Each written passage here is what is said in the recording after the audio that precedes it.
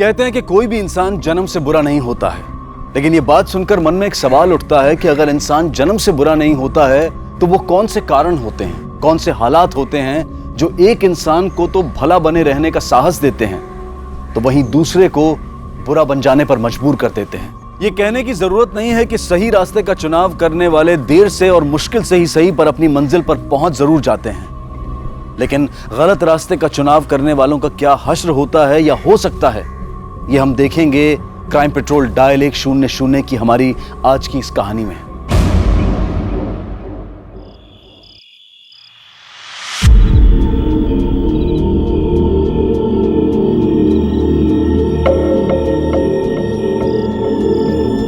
चल चाबी दे, जल्दी जल्दी। मुझे डर लग रहा है, अगर हम पकड़े गए तो। जो भी करना है बहुत जल्दी करो और निकलो।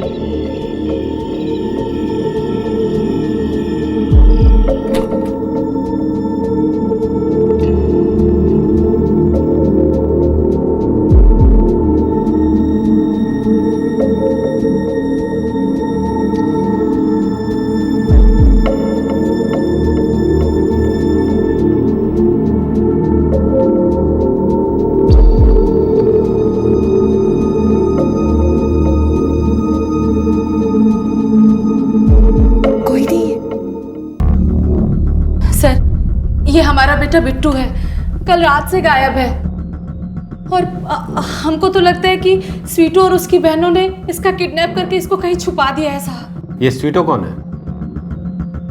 बहू है हमारी सर। आपके कहने का मतलब है कि आपकी बहू ने आपके बेटे को किडनैप कर लिया है, यानी अपने पति को? हाँ सर, वो हमने उससे कभी अपनी बहू माना ही नहीं।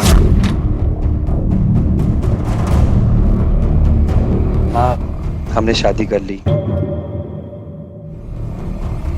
क्योंकि हम इस शादी से बिल्कुल खुश नहीं थे, इसीलिए बिट्टू हमारा घर छोड़कर उस लड़की के साथ अपने ससुराल में रहने चला गया। फिर आपको कैसे पता लगा कि आपके बेटे का किडनैप हो गया? सर कल रात से उसका फोन बंद है, स्विच ऑफ बता रहा है, कई बार मिलाया हमने। हमको बहुत चिंता हुई सर, तो हम उसके घर गए, उस लड़की के घर, पर उन लोगों ने हमारी बात का जवाब तक नहीं दिया, यहाँ तक कि हमें घर के अंदर घुसने तक नहीं दिया। सर हर्ष सर, तुम इस स्वीटो के घर जाके पता लगाओ कि मामला क्या है।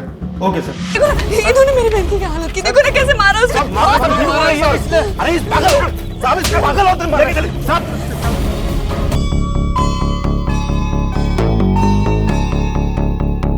सर मैं तो अपने हस्बैंड को ढूंढने गई थी वहाँ।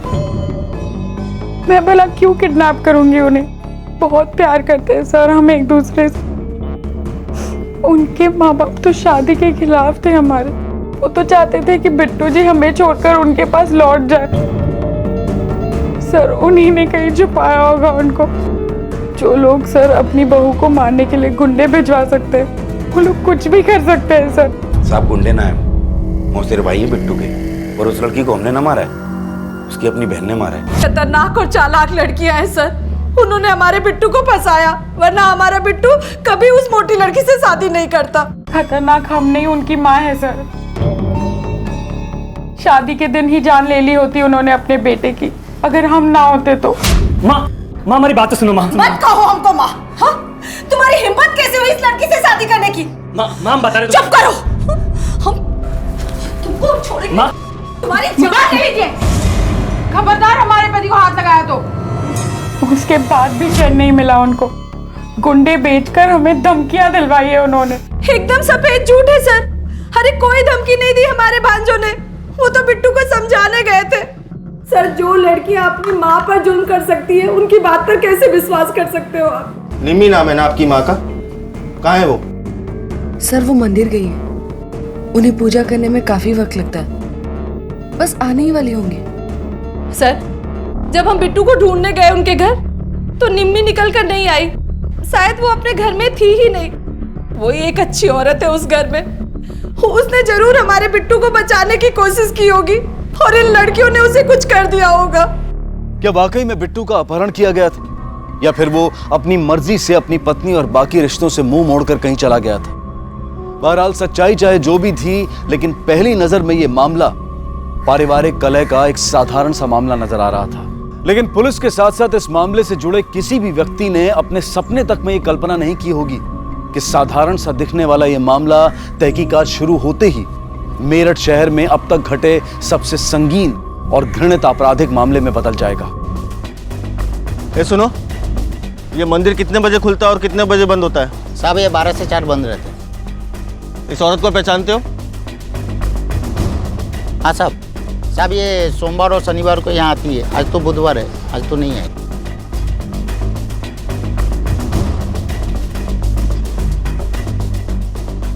हेलो सर, निम्मी यहाँ नहीं आई।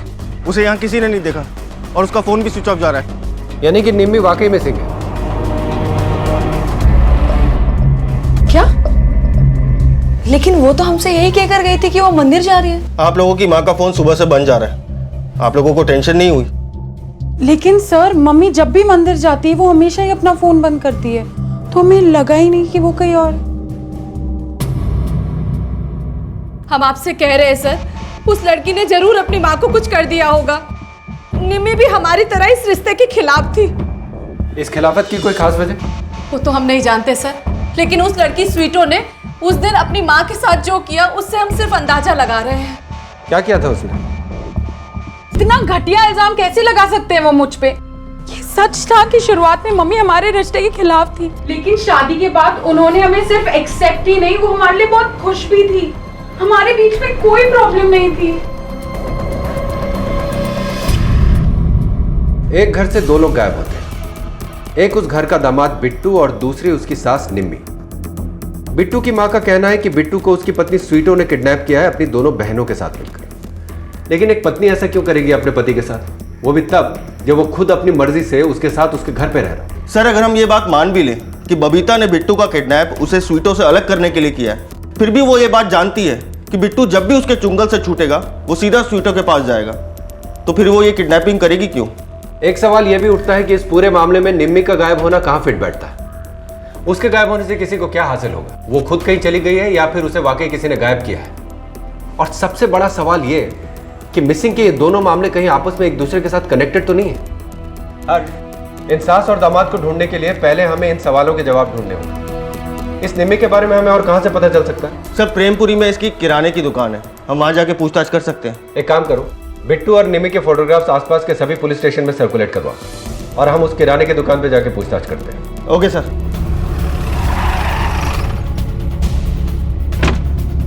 सर, यही दुकान है।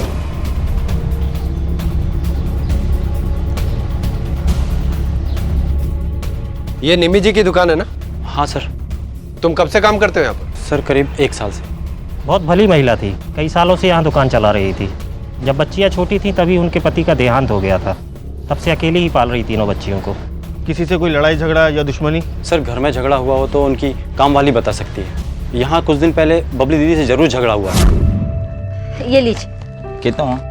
आपका 540 हुआ। अरे भाभी जी कुछ तो कम करिए, मैं तो आपका रेगुलर कस्टमर हूँ ना।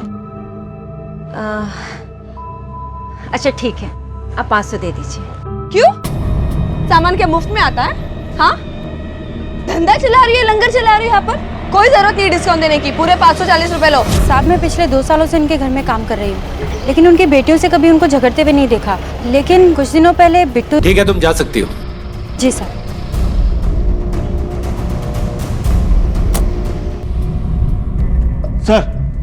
सर, बिट्टू और निम्मी के कॉल रिकॉर्ड्स आ गए। दोनों की फोन्स की लास्ट लोकेशन सेम है, जैन नगर। इसका मतलब ये तो साफ है कि दोनों गायब होने से पहले एक साथ थे और हो सकता है कि अभी भी साथ में हो। लेकिन ये लोग जैन नगर गए क्यों होंगे?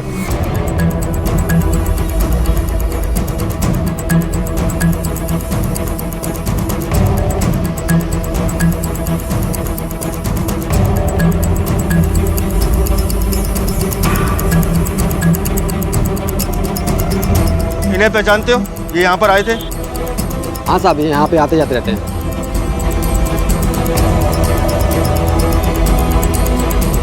वो सीसीटीवी काम करता है क्या? हाँ साहब, काम करता है।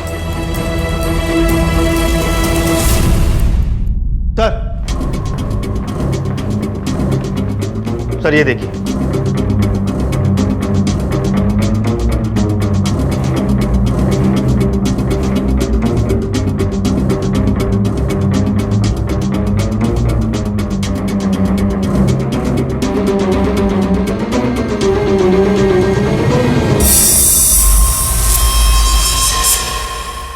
हाँ सर, मैं उनका पीछा कर रही थी क्यों?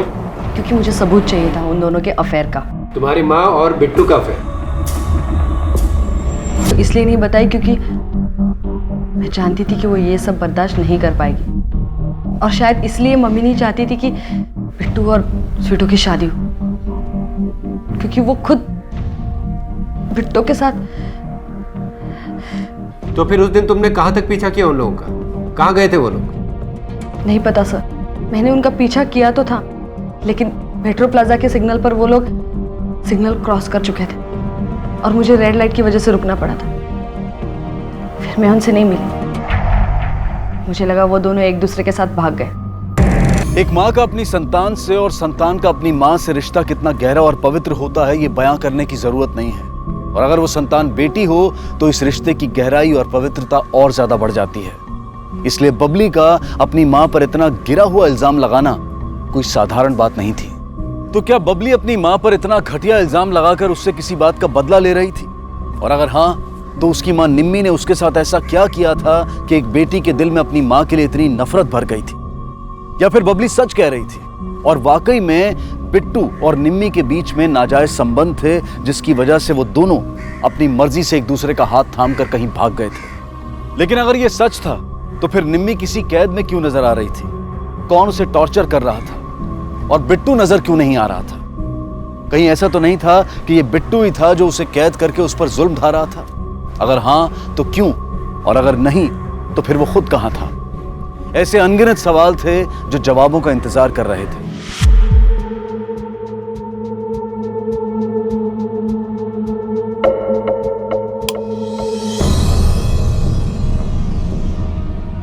स्वीटू, ये क्या कर रही है तू? हाँ, तुझे डॉक्टर ने मना किया ना ये सब खाने से? बिट्टू जी मम्मी के साथ भाग गए। तू मान या ना मान, ये सब मम्मी की वजह से हुआ है, समझी? सर, निम्मी का कॉल रिकॉर्ड काफ़ी उलझन वाला है। अगर एक दो नंबर छोड़ भी दे जाए तो बाकी सभी नंबर सिर्फ और सिर्फ मर्दों के ही हैं। काफ़ी लेट नाइट कॉल्स भी हैं सर, इनमें से कोई भी नंबर उसके किसी दोस्त या रिश्तेदार का नहीं है। ठीक है, बुलाओ इन सबको। Okay sir. नहीं सर, तुम्हारे फोन नंबर मिले उसके कॉल रिकॉर्ड से जिसमें तुम लोगों ने इनसे बात की है बहुत देर तक। इसलिए जो पूछा जाए उसका सही से जवाब दो। कहाँ मिले हो तुम इससे? हाँ बोलो, मिले हो कि नहीं इससे? सर, मुझे पार्क में मिली थी सर, मुझे बार में। हाँ सर, सामने से आई थी। हम 2-3 रातें हमने साथ में गुजारी, फिर फोन उठाना ही बंद कर दिया। सर, मेरे साथ भी ऐसा हुआ था। एक हफ्ते में 4 बार मिले, लेकिन उसके बाद उसने कह दिया कि मुझे आइंदा फोन मत करना। यानी ये निम्मी कोई सती सावित्री नहीं है? लगता तो ऐसा ही है सर। और हाँ सर, एक बात और, बिट्टू के पुराने कॉल रिकॉर्ड से कुछ बातें सामने आई हैं। बिट्टू और स्वीटो की शादी से पहले बिट्टू और निम्मी के बीच में काफ़ी बातें भी हुआ करती थी। इसका मतलब बबली सच कह रही है? ये गैस है सर। हो सकता है कि निम्मी के जिन जिन लोगों के साथ अफेयर थे उनमें से कोई एक निम्मी को लेके पॉजिटिव हो गया हो और उसे निम्मी और बिट्टू के अफेयर के बारे में पता चल गया हो, और इसी जलन के चलते उसने उन दोनों के साथ कुछ गलत किया हो। I mean murder sir. Possibility तो है, और इस थ्योरी को प्रूव करने के लिए हमें हर उस आदमी को चेक करना होगा जिसका पिछले कुछ महीनों में निम्मी के साथ अफेयर था। Right sir. पता लगाओ। Okay sir.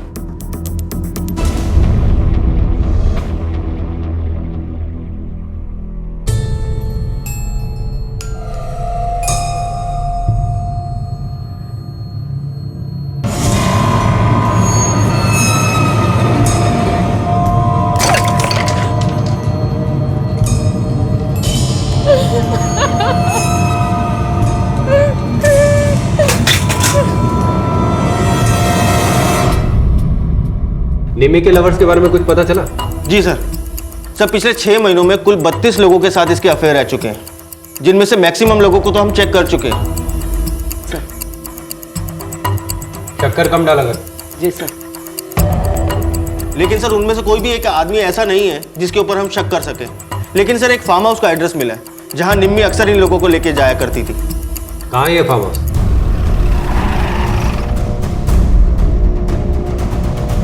सर, ये तो बिट्टू की बाइक है। Blood marks. तलाशी लो हर जगह।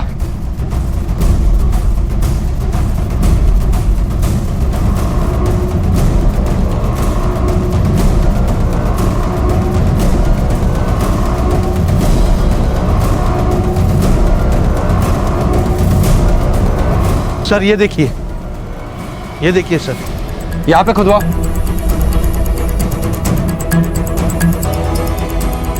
लेकिन अगर ये यहाँ पर है तो फिर निम्मी कहाँ है? एक शख्स की गुमशुदगी से शुरू हुए इस केस में अवैध संबंधों की कालिक के बाद अब खून का लाल रंग भी मिल चुका था। बिट्टू की हत्या हो चुकी थी और उसकी लाश निम्मी के फार्म हाउस से मिली थी। लेकिन 3 दिन पहले निम्मी के साथ निकला बिट्टू यहां अकेला था। ना तो यहां निम्मी थी और ना ही उसकी लाश, और ना ही पुलिस को कोई ऐसा सुराग मिला था जिससे कातिल का अंदाजा लगाया जा सके। शक की सुई निम्मी की तरफ इशारा कर रही थी। पुलिस को लग रहा था कि निम्मी ने ही बिट्टू का कत्ल किया है और फरार हो गई है। लेकिन सच्चाई ये थी कि निम्मी किसी की कैद में थी और यातनाएं झेल रही थी। इस बात से यह साफ हो रहा था कि निम्मी और बिट्टू के अलावा इस पूरे मामले में कोई और भी था जो छिपकर ये खेल खेल रहा था। हाँ? तेरे शरीर की तरह ना तेरे दिमाग में भी चर्बी पड़ी है। तुझे समझ में नहीं आता है, बिट्टू मर चुका है।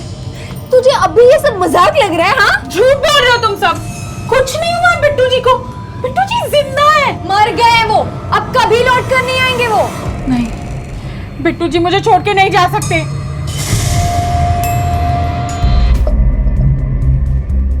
सर, बिट्टू की पोस्टमार्टम रिपोर्ट आ गई है। मौत इंटरनल ब्लीडिंग की वजह से हुई थी और टाइम ऑफ डेथ है 12 फरवरी शाम 4 से 5 बजे के बीच। उसी दिन जिस दिन निम्मो और बिट्टू गायब हुए थे।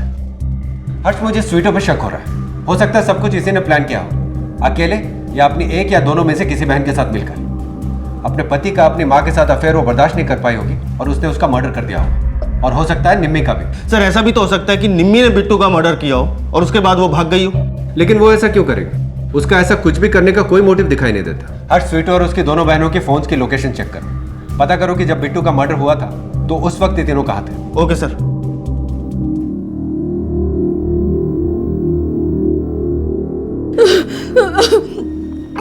हमारा बिट्टू।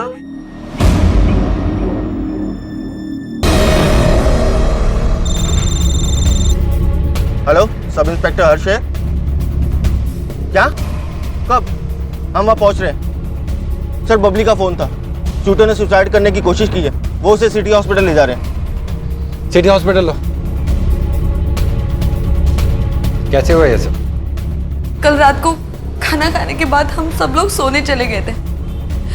फिर रात में जब मैं वॉशरूम के लिए उठी तो मैंने देखा कि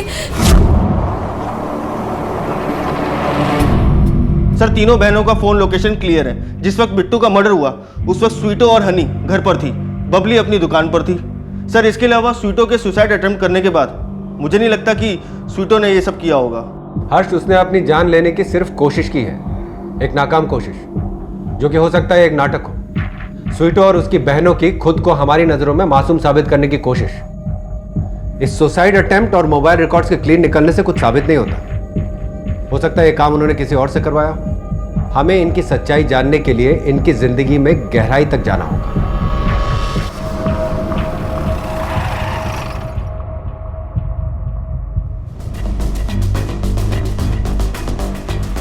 ये लड़की यहाँ पे आई थी। देखो, इस लड़की के फोन रिकॉर्ड से हमें पता चल चुका है कि लड़की यहाँ पर रेगुलर आती थी और तुम्हारे होटल की रेपुटेशन भी हमसे छुपी हुई नहीं है। इसलिए चुपचाप सच सच बता दो। जी सर, ये अक्सर हमारे यहाँ रूम बुक करवाने आती है। अकेले आती थी या किसी और के साथ?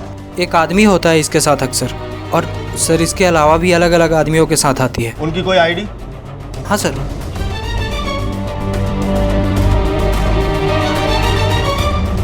सर, ये आदमी अक्सर इसके साथ आता है और बाकी लोगों की भी आईडी है हमारे पास। बिट्टू शर्मा? जी हाँ, मेरे अफेयर्स है कई लोगों के साथ। बचपन से ही अपनी माँ को ये सब करते हुए देखा है मैंने। बहुत नफरत होती थी मुझे, बहुत गुस्सा भी आता था उन पर।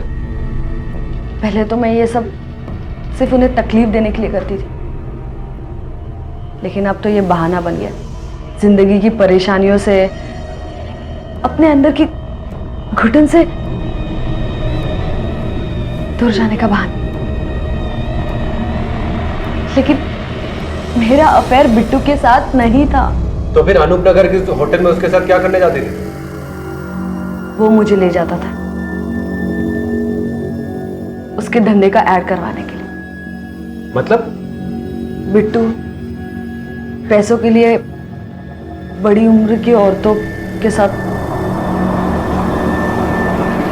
बकवास करी है लड़की से। हमरा बिट्टू इतना गिरा हुआ काम कर ही नहीं सकता। तो फिर क्या काम करता था वो अपना खर्चा चलाने के लिए?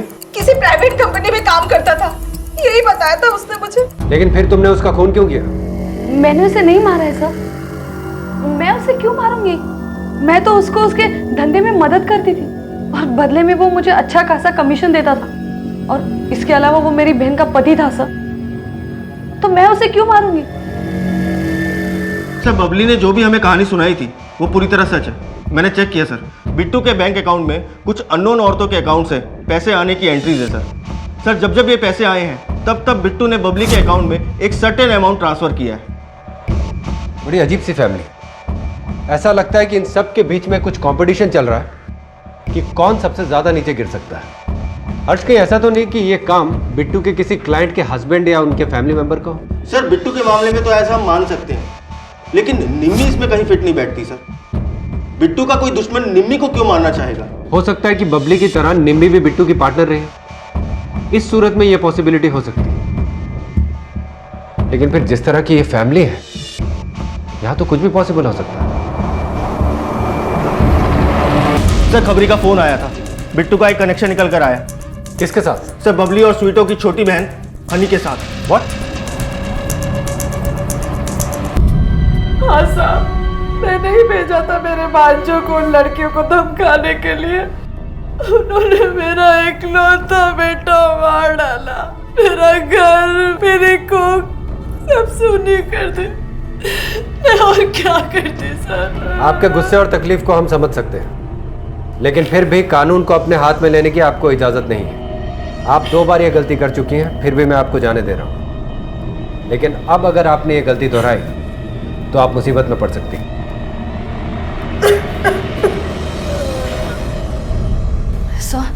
अगर वो लोग वापस आ गए तो? नहीं, अभी ऐसा कुछ नहीं होगा। और ये पूरा मामला ही नहीं हुआ होता अगर तुम लोगों ने गलती न की होती।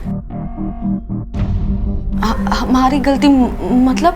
अगर आपने बिट्टू और अपने माँ के बीच की अफेयर वाली बात और बिट्टू के मेल प्रोस्टिट्यूट होने वाली बात हमसे ना छुपाकर हमारा वक्त बर्बाद नहीं किया होता और इस इन्वेस्टिगेशन में हमारी मदद की होती, तो हम उस फार्म हाउस तक जल्दी पहुंच गए होते। और आपकी ये छोटी बहन, ये तो अभी भी हमें नहीं बता रही है कि इसका भी बिट्टू के साथ अफेयर था। हनी? झूठ मत बोलना। हमारे एक खबरी ने कई बार तुम्हें बिट्टू से अकेले में मिलते जुलते देखा है। सब मेरा अफेयर जीजू के साथ नहीं था, मुन्ना के साथ था। मुन्ना, बिट्टू का कजन? हाँ। तो फिर तुम बिट्टू से अकेले में मिलने क्यों जाती थी? सिर्फ 1 या 2 बार मिले थे हम, वो भी जीजू ने बुलाया था ब्लैकमेल करने के लिए। बिट्टू तुम्हें ब्लैकमेल कर रहा था? क्यों? मुझे मम्मी और उनके अफेयर के बारे में सब कुछ पता चल गया था, और वो भी मुन्ना और मेरे अफेयर के बारे में सब कुछ जानते थे। इसलिए वो मुझे ब्लैकमेल करते थे कि अगर मैंने ये बात स्वीटो दीदी या किसी को भी बताई तो वो मुन्ना और हमारे अफेयर के बारे में सब कुछ बता देंगे। और मुन्ना शादीशुदा था, इसलिए मैं डर गई थी और चुप थी अब तक।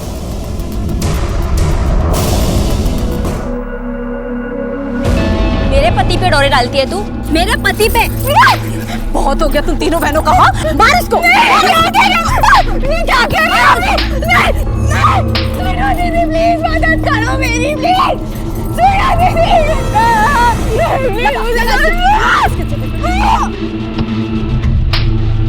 सर, हनी के इस खुलासे के बाद तो अब वो भी हमारे शक के दायरे में आ चुकी है। बिल्कुल। बबली, स्वीटो, निम्मी और अभी हनी, इन सब के पास मोटिव था बिट्टू को मारने का, लेकिन इनमें से कोई भी ये काम अकेले नहीं कर सकता। तो या तो ये चारों आपस में मिले हुए हैं या इनमें से किसी एक ने ये काम किया है किसी बाहर वाले की मदद से। लेकिन वो कौन हो सकता है सर? यही तो पता लगाना है Harsh. Excuse me sir. Hello? What?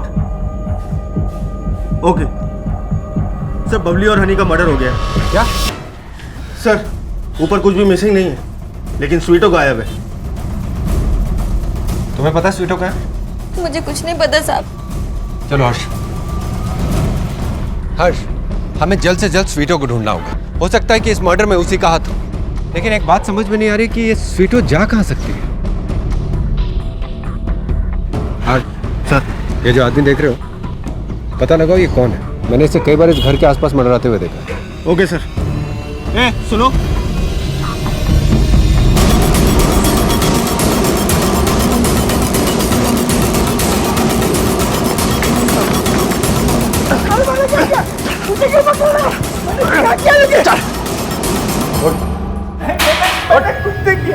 निम्मी के घर का लैंडलॉर्ड है ना तू? हाँ मैं हूँ। ये फोन तेरा? हाँ? हाँ। ये सब क्या है? क्या ये सब? साहब वो ऐसे ही फोटो खींचा मैं।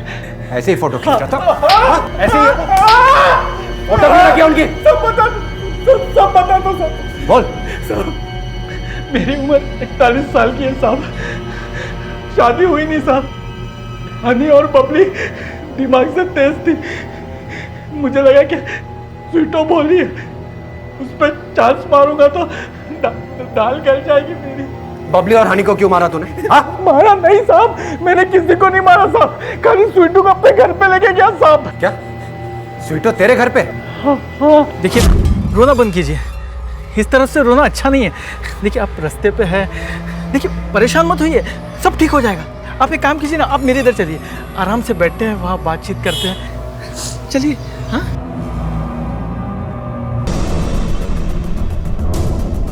ये झूठ बोल रही है, लेकिन अगर ये सच बोल रही है तो फिर उन दोनों को किसने मारा होगा? सर स्वीटो के अलावा बिट्टू के घर वाले हो सकते हैं, वो ऐसा पहले भी कर चुके हैं। इन बहनों के ऊपर पहले भी वो 2 बार अटैक कर चुके हैं। पॉसिबिलिटी है, लेकिन अगर उन लोगों को इनको मारना होता तो पहले ही मार सकते थे। ये कोई और है हर्ष। एक काम करो हर्ष, हर डिटेल, हर रिकॉर्ड को फिर से अच्छे से चेक करो, कुछ भी छूटना नहीं चाहिए। कोई तो डॉट है जिसे हम मिस कर रहे हैं। Okay sir.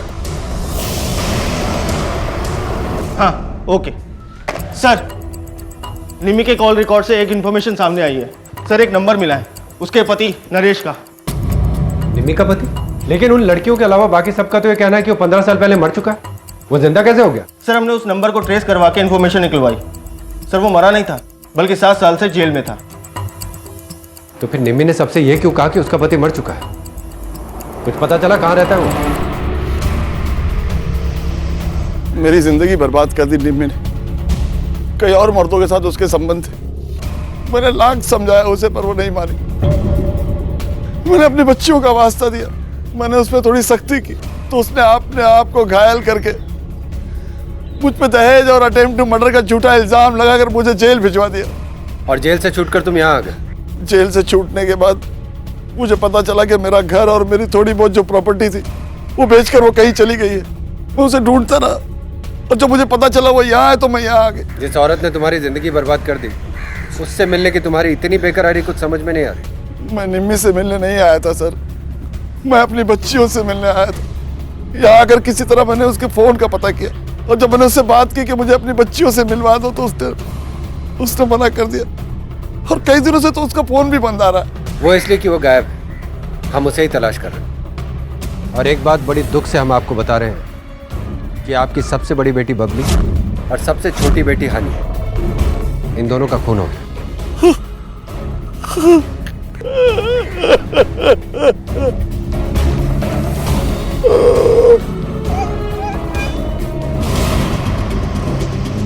हर्ष, किसी को इस नरेश पे नजर रखने को बोलो, क्योंकि अभी तक हमें मिले सभी सस्पेक्ट में से इसके पास निम्मी को नुकसान पहुंचाने की सबसे बड़ी वजह है। हो सकता है कि अपने 15 सालों की भरपाई करने के लिए इसने निम्मी के साथ ये सब किया। यू आर राइट सर, मैं अभी किसी कांस्टेबल को उसके ऊपर नजर रखने को बोलता हूँ।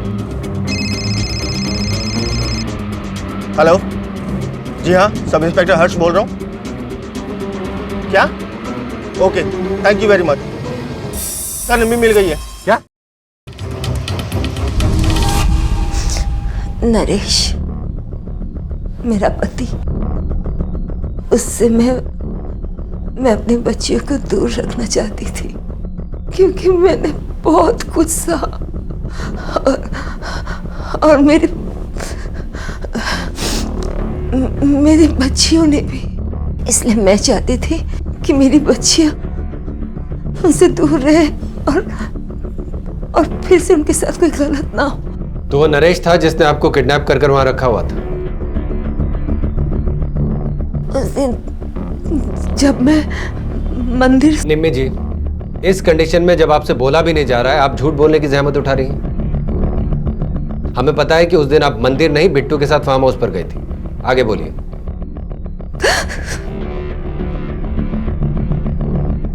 जब हम वहां से निकले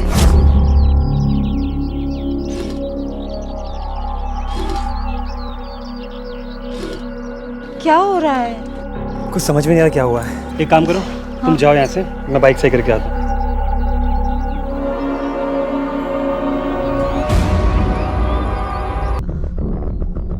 तो मैं एक बंद कमरे में थी।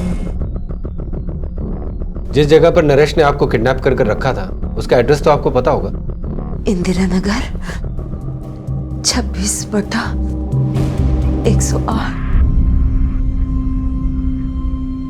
सर, निम्मी ने जो हमें घर का एड्रेस दिया था, मैंने उसके ऑनर से बात की। वो दिल्ली में रहता है सर। उसने एक ब्रोकर के थ्रू वो घर रेंट पर दिया था। मैंने उस ब्रोकर से भी बात की। किसे दिया था रेंट? सर, निम्मी के पति नरेश को। इसका मतलब निम्मी सच कह रही, उसे नरेश ने ही किडनैप किया था। लेकिन क्यों? उससे बदला लेने के लिए। उसकी वजह से मैंने अपनी जिंदगी के 7 साल जेल में गुजारे। उसने मेरा सब कुछ छीन लिया, मेरी बच्चियों से मुझे मिलने नहीं दिया। तो मैं उसे कैसे छोड़ देता साहब? बिट्टू बबली और हनी को क्यों मारा? हाँ? मैंने नहीं मारा सर। हम दोनों की खबर तो मुझे आप लोगों से मिली सर। मैं अपनी बच्चियों को बहुत चाहता था। मैं उन्हें क्यों मारूंगा? मैंने नहीं मारा सर। सर, बबली और हनी का मर्डर हुआ 18 फरवरी को और निम्मी नरेश के चुंगल से निकल के भागी 20 फरवरी को। इस दिन नरेश के फोन की लास्ट लोकेशन निम्मी के घर के आसपास नहीं थी, लेकिन स्वीटो के मकान मालिक गुड्डू का ये बयान है कि मर्डर वाली रात वो स्वीटो को अपने साथ ले गया था। वहाँ उसने उसे बेहोशी की दवाई दी, बेहोश किया और उसके बाद उसके साथ रेप किया। तो सर, इन सब बातों के बाद हम स्वीटो के ऊपर कैसे शक कर सकते हैं? उसके इस लैंडलॉर्ड गुड्डू की डिटेल्स, कॉल रिकॉर्ड्स और बैकग्राउंड चेक करो। और रही बात स्वीटो की, उसे क्लीन चिट देनी है कि नहीं, ये डिसीजन हम उसके डॉक्टर से बात करने के बाद ही लेंगे। Right sir. उस लड़की पर आपका शक पूरी तरह से बेबुनियाद है इंस्पेक्टर साहब। हमने उसका ब्लड टेस्ट किया है and according to the report वो सेडेटिव उसे करीब 18 से 20 घंटे पहले दिया गया होगा, जिसके बाद तुरंत ही वो बेहोश हो गई होगी और फिर नेक्स्ट डे मॉर्निंग ही उसे होश आया होगा। तो आपके मुताबिक इस बीच उसका उठना और एक खून करके फिर से लौटाना इज टोटली इम्पॉसिबल। सर, निम्मी के मकान मालिक गुड्डू के कॉल रिकॉर्ड से एक इंटरेस्टिंग बात सामने आई है। 12 फरवरी को शाम 3 बजे से लेकर शाम 6 बजे तक ये गुड्डू निम्मी के फार्म हाउस वाली लोकेशन पर ही था। यानी कि ठीक उस दिन और वक्त जब बिट्टू का मर्डर हुआ था। हाँ सर। 12 फरवरी को निम्मी के फार्म हाउस पे तू ही गया था ना? हाँ? क्यों गया था? तूने मारा ना बिट्टू को? मैंने मारा था। क्यों मारा तुमने बिट्टू को? क्या दुश्मनी थी तुम्हारी उससे? बिट्टू था ना साहब, एक नंबर का कमीना था। वो निम्मी के साथ भी उसने चक्कर चला के रखा था साहब। इसके लिए अपनी स्वीटों को उसके चुंगल से छुड़ाने के लिए साहब मैंने मार दिया। हनी और बबली को भी तू नहीं मारा है ना? मैंने उन लोग को नहीं मारा साहब, अपनी स्वीटों की कसम खा के बोलता साहब, मैंने उन लोग को नहीं मारा है साहब। सर, जिस नंबर से इंदिरा नगर थाने में कॉल करके निम्मी के बारे में इंफॉर्मेशन दी गई थी, उसे ट्रेस कर लिया गया सर। सर, आपको जान के हैरानी होगी सर, बबली और हनी की मौत के बाद यही नंबर उन्हीं के घर में एक्टिव भी था। किसका नंबर है? माँ नहीं, डायन हो तुम। तुम्हारी वजह से हम तीनों बहनों की जिंदगी बर्बाद हो गई है। मैं हर एक चीज का बदला लूंगी तुमसे। मेरे बिट्टू जी को छीन लिया ना तुमने, मेरी बहनों को और मुझे बर्बाद कर दिया। कुछ नहीं सुनना मुझे। क्या कर रहे हो? पकड़ो इसको, पकड़ो, चाकू ले लो इसके हाथ से। मैं नहीं छोड़ूंगी इसे। छोड़ो, शांत हो जाओ। प्लान तो बहुत अच्छा बनाया था तुमने, लेकिन फिर अपने ही फोन से अपनी खबर पुलिस को देने की गलती ने तुम्हारा प्लान भी चौपट कर दिया और तुम्हारा खेल भी खत्म। ले चलो इसको।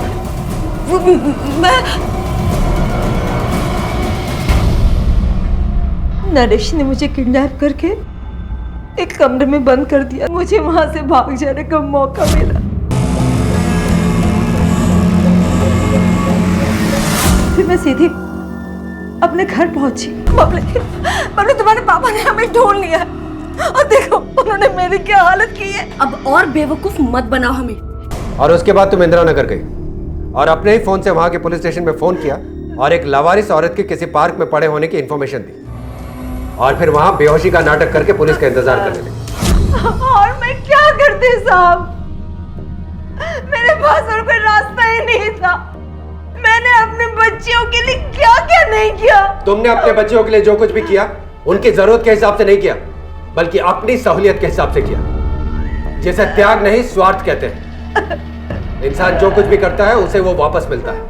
सजा तो तुम्हें मिलनी ही है। अभी तो तुम्हें सिर्फ आधी सजा मिली, बाकी की सजा तुम्हें कानून देगा। नहीं साहब सुने, किसी गलत रास्ते का चुनाव इंसान को किस तरह की बर्बादी की तरफ ले जा सकता है, ये केस इस बात का उदाहरण है।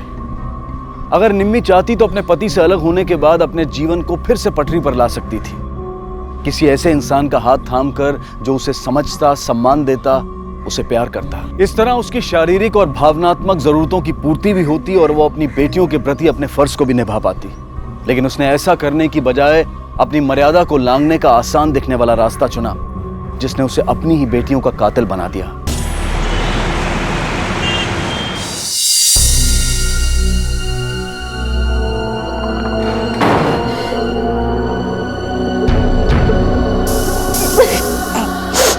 अरे अरे सना मैम, संभल कर।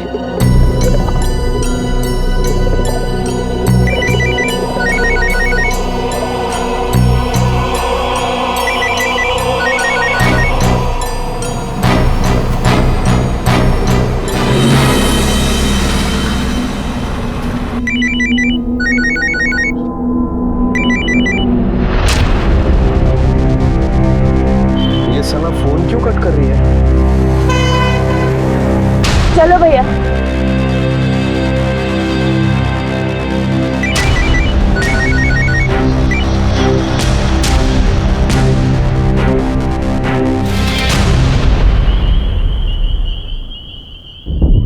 साहब, हमारी बड़ी बहू है सना, आज दोपहर को ये बोलकर गई थी कि साथ वाले सुनारे के पास जा रही है, लेकिन तब से उसको कुछ पता नहीं। सर, मैं भी आज शाम से उसको कॉल करने की कोशिश कर रहा था। पहले तो उसने कॉल कट कर दिया, बाद में फ़ोन ही बंद कर दिया। सभी रिश्तेदार के घर देख लिए, लेकिन उसका कहीं कुछ पता नहीं है। साहब, मेरी बेटी को ढूंढ निकालिए, वो पेट से है। उसके होने वाले बच्चे को कुछ तकलीफ ना हो जाए साहब। अल्लाह के लिए ऐसी मनहूसियत मत फैलाओ, बच्चे को कुछ नहीं होगा। साहब, आप उसे ढूंढिए, वापस आएगी तभी तो पता चलेगा ना कि वो क्यों गई थी, कहाँ गई थी। आप लोग अभी जाइए, सुबह होने तक इंतजार कीजिए, शायद वो वापस आ जाए। हम लोग भी हमारी तरफ से पूरी कोशिश करेंगे उसे ढूंढने की। जाइए। नेगी, सुबह ज्वेलर के पास जाके पता करो कि ये आई थी कि नहीं। सर।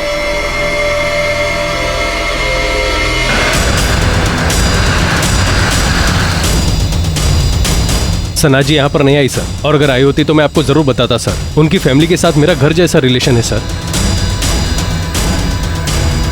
ये सीसीटीवी की फुटेज दिखाइए जरा। Yes sir.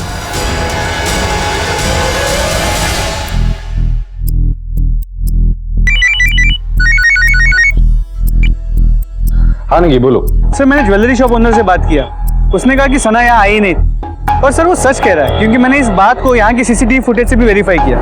तो उसके घर वालों ने झूठ क्यों बोला? आज दोपहर को ये बोलकर गई थी कि साथ वाले सुनारे के पास जा रही है। सर, बातें काफी उलझी हुई लग रही हैं। नेगी, बातें तो तब उलझती है जब उन्हें झूठ के धागों से बुना जाता है।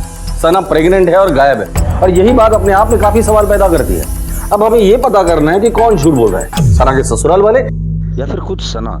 सर, ये भी तो हो सकता है कि रास्ते में सना के साथ कोई एक्सीडेंट या इमरजेंसी हो गई हो और उसे किसी अस्पताल में एडमिट किया हो सकता है। नहीं, आसपास में जितने भी हॉस्पिटल है, रिक्शा स्टैंड है, वहां पता करो। सना के कॉल रिकॉर्ड्स निकालो और उसके मोबाइल की आखिरी लोकेशन क्या थी वो भी पता करो। जी सर, लेकिन अभी ये समझ में नहीं आ रहा सना अपनी ससुराल वालों से झूठ क्यों बोलेगी। अभी तो ये कहना मुश्किल है कि कौन सच बोल रहा है कौन झूठ। सना के माँ बाप से मिलकर पता करते हैं कि उसके साथ ससुराल में क्या हो रहा है। हो सकता है कि वो वाकई किसी मुसीबत में। खुदा के लिए चुप हो जाओ अस्मा, हमारी बच्ची मिल जाएगी, पुलिस ढूंढ रही है उसे। साहब, हमारी बच्ची, कुछ पता चला उसका? साहब, 8 महीने की प्रेग्नेंट है वो। उसी सिलसिले में हमें आपसे बात करनी है।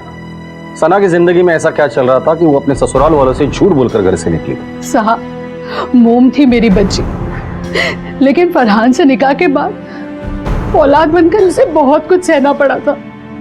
निकाह के 4 साल बाद भी जब उसे बच्चा नहीं हुआ ना, तो उसकी सास ने उसका जीना हराम कर रखा था। सना मेरा बच्चा, बिल्कुल फिक्र मत कर, सब ठीक हो जाएगा। हाँ बेटा, तेरे अब्बू अम्मी तेरे साथ है। आसमा बहन, भाई साहब जरा बाहर आइए, मुझे आपसे बात करनी है। सलमा बहन, खुदा के लिए हमारी बेटी पर रहम कीजिए।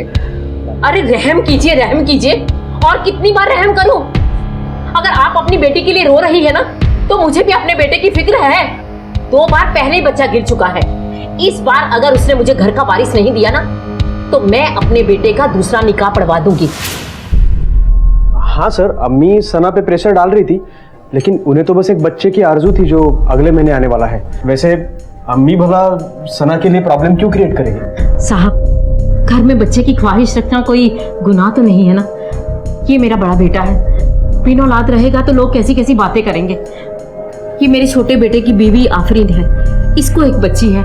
मैं तो इसलिए कह रही थी, सब कुछ ठीक ठाक चल रहा था, पता नहीं क्यों चली गई। सना कौन से डॉक्टर के पास ट्रीटमेंट के लिए जाती थी? सर, मेरे शौहर खुद एक डॉक्टर हैं और सना भाभी की देखरेख वही कर रहे थे। क्या आप यकीन के साथ कह सकते हैं कि इस बार प्रेगनेंसी में कोई कॉम्प्लिकेशंस नहीं थी? जी नहीं, इस बार की प्रेगनेंसी में कोई प्रॉब्लम नहीं हुई। और सना भाभी सिर्फ मेरी पेशेंट ही नहीं बल्कि मेरी भाभी जानती है। उनका यूट्रस वीक था, इसलिए 2 बार उनका मिसकैरेज भी हुआ था। ये ऐसा तो नहीं कि पहले 2 बार यूट्रस कमजोर था इसलिए बच्चा गिराना पड़ा था, और इस बार नीयत कमजोर थी इसलिए बच्चा गिराने का प्रेशर था उन पर। मेरा मतलब लिंग परीक्षण से। देखिए सर, ना तो मेरे घर वालों की ऐसी सोच है और ना इस तरह का कोई गलत काम मेरे क्लिनिक में होता है। अगर आपको यकीन ना हो तो मेरे रिकॉर्ड्स चेक कर सकते हैं, या फिर बाहर बैठे हुए मेरे पेशेंट से पूछताछ कर सकते हैं। ना तो मैं गलत काम करता हूँ और ना गलत काम में किसी का साथ देता हूँ। सना से आखिरी बार कब मिले थे और कहाँ मिले थे? घर पे, कल सुबह ब्रेकफास्ट के वक्त। ठीक है।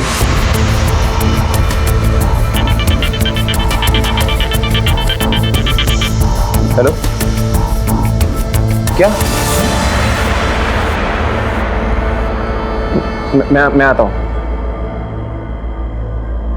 जब भी कोई औरत गर्भवती होती है तो उसे एक एक कदम संभल कर चलना होता है, क्योंकि अगर उसे जरा सी भी तकलीफ होगी तो उसका सीधा असर उसके होने वाले बच्चे पर पड़ सकता है। तो ऐसे में प्रेग्नेंट सना को अगवा करके कौन उसके साथ इतनी बेरहमी से पेश आ रहा था? सना के परिवार में से अब तक किसी को भी फिरौती के लिए कोई कॉल नहीं आया था।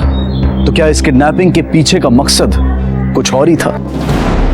सना के कॉल रिकॉर्ड। सर, सना की सास के मुताबिक सना दोपहर 2 बजे घर से निकली थी ज्वेलर की दुकान जाने के लिए। और सना के कॉल रिकॉर्ड्स के मुताबिक जैसे ही वो घर से निकली, उसने अपने देवर एजाज को फ़ोन किया था। एक बार नहीं, कई बार। उसका फ़ोन शाम 5 बजे स्विच ऑफ हुआ। इंपॉर्टेंट बात यह है कि उसका फ़ोन जहाँ स्विच ऑफ हुआ, उसकी मोबाइल की लोकेशन एजाज के क्लिनिक के आसपास की ही थी। सर, सना के कॉल रिकॉर्ड से ये भी पता चला कि उसके और एजाज के बीच अक्सर बातें हुआ करती थी। नेगी, ये फैमिली जितनी दिखती है उतनी सीधी है नहीं। एक ही घर में रहते हुए भाभी और देवर के बीच इतनी सारी बातें, वो भी फोन पर, क्यों?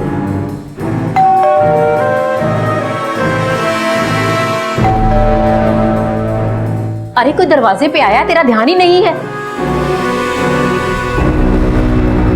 नमस्ते। नमस्ते। उमा बहन, सना घर में नहीं है, बाद में आना।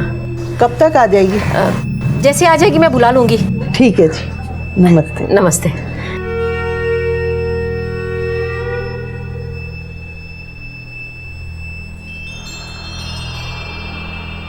अरे क्यों इतना उदास हो रहा है?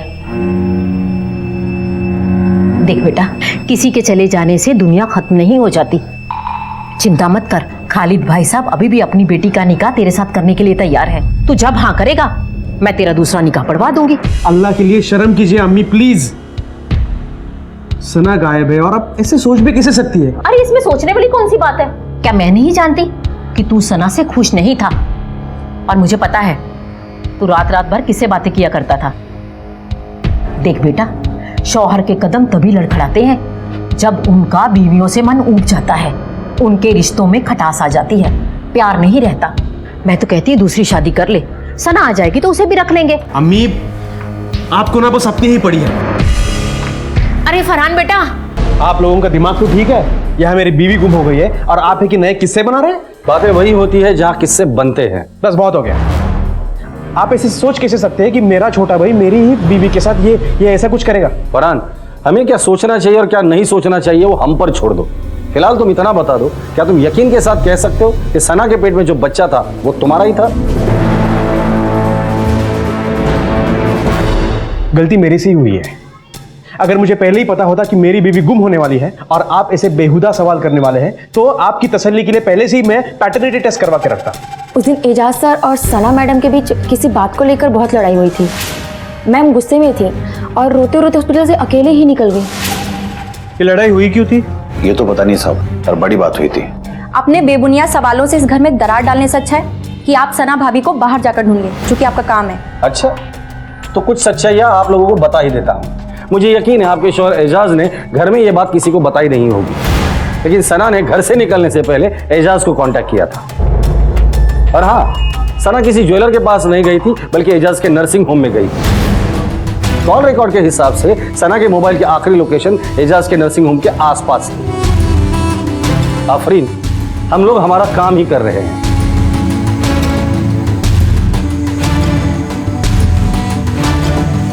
देखिए, आप मुझे छोड़िए। देखिए, आप मुझे छोड़िए, मेरे हॉस्पिटल। चुपचाप चलो हमारे साथ। क्या कर रही है मेरे साथ? आपने सर, मैंने कुछ नहीं किया सर। सर, आप मुझे क्यों मार रहे हैं? सर, मेरा विश्वास मानिए, सना भाभी और मेरे बीच में ऐसा कुछ नहीं था जैसा सोच रहे हैं सर आप। सर, मैं गायनेकोलॉजिस्ट हूँ सर। सर, सना भाभी नहीं सर, और भी बहुत सारे पेशेंट्स आते हैं मेरे यहाँ, फीमेल पेशेंट, सबके टच में रहता हूँ सर मैं। टच में नहीं रहता है तू, आमने सामने रहता है। दीपक,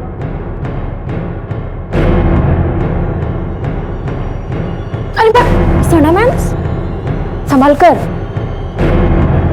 तेरे नर्सिंग होम का सीसीटीवी फुटेज है। जब तेरा बयान लिया था तब तूने कहा था कि सना को तो आखिरी बार तेरे घर पर मिला था। तो ये क्या है? सना तुझसे मिलने तेरे क्लिनिक में भी आई। बोलेगा या और मार खाएगा? सर, आई थी वो मेरे क्लिनिक पे सर, हमारी लड़ाई भी हुई थी सर, लेकिन उसके बाद वो चली गई थी सर। आप चाहे तो वहाँ के दूसरे लोगों से पूछ सकते सर। क्या करना है और क्या नहीं करना है वो हम तय करेंगे। तू सिर्फ इतना बता दे कि सना के साथ तेरा झगड़ा क्यों हुआ था। सर, सना भाभी अपने होने वाले बच्चे को लेकर बहुत टेंशन में थी सर, क्योंकि अम्मी आए दिन कुछ ना कुछ उनको सुनाती रहती थी, इसलिए उन्होंने उस दिन सारा गुस्सा मुझ पर उतार दिया, वहाँ से चली गई। सर, मुझे डर था कि डिप्रेशन में आके वो खुद के साथ कुछ करना बैठे सर, इसलिए उस दिन मैंने आपके साथ झूठ बोला सर। नर्सिंग होम के सीसीटीवी और वहाँ के लोगों से बात करने से पता चला कि सना वहाँ से अकेली गई थी और डॉक्टर एजाज आधी रात तक नर्सिंग होम में ही काम कर रहा था। पास में जो टैक्सी स्टैंड है वहाँ पता करो, शायद किसी ने कुछ देखा हो। नहीं सर, वहाँ भी पूछताछ कर ली, लेकिन नर्सिंग होम होने की वजह से वहाँ बहुत सारी प्रेग्नेंट औरतें आती हैं, तो कुछ पक्का पता नहीं चल सका। नेगी, इस सना का 2 बार मिसकैरेज होने के बाद वो 8 महीने की प्रेग्नेंट थी और गायब हो गई। मुझे लगता है इस फैमिली को अच्छे से टटोलना होगा। हमारे सारे सवालों के जवाब वहीं से मिलेंगे हमें। जी सर। हेलो, शर्म नहीं आई? क्या चल रहा था तुम दोनों के बीच बता?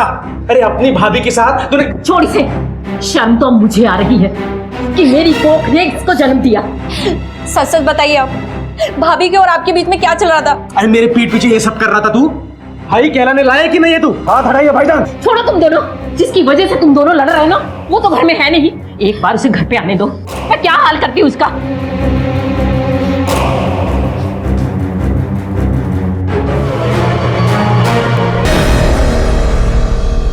सर, सभी के कॉल रिकॉर्ड्स को चेक किया। सना के साथ सलमा और उसकी देवरानी आफरीन के खिलाफ कुछ नहीं मिला, लेकिन उसका पति फरहान, लगता है वो उसकी बॉस नेहा का काफी करीबी है। दोनों के बीच लेट नाइट तक फोन पे मैसेजेस और बातें हुआ करती है, और पिछले महीने में फरहान की मोबाइल की लोकेशन नेहा के घर के आसपास 5 से 6 बार थी। हो सकता है फरहान के अफेयर के बारे में पता चलने के बाद ये सना खुद घर छोड़कर कहीं चली गई होगी, या फिर फरहान को अपने छोटे भाई और सना के नजदीकी के बारे में पता चल गया होगा और इस नेहा के चक्कर में उसने उसे गायब कर दिया होगा। स्टाफ से पूछताछ करो कि फरहान और नेहा के बीच क्या चल रहा था। सर, अक्सर फरहान और नेहा मैम ऑफिस आवर्स के बाद कैबिन में बंद रहते थे। हाँ सर, मैंने एक दिन देखा था मैडम अपना केबिन लॉक करना ही भूल गई। मैडम के साथ फरहान सर को बहुत बार देखा है। मैडम तो उसे अपनी कार में पिक करती थी उसके घर से। अब तक की तहकीकात में सना के परिवार से जुड़ी काफी अजीब बातें पुलिस के सामने आई थी। बाहर से पुरसुकून दिखने वाले रिश्तों में अंदर से बेकरारी भरी हुई थी। रिश्तों में आई दरारें साफ दिखाई दे रही थी। पुलिस के शक के दायरे में अब भी परिवार के सभी लोग थे।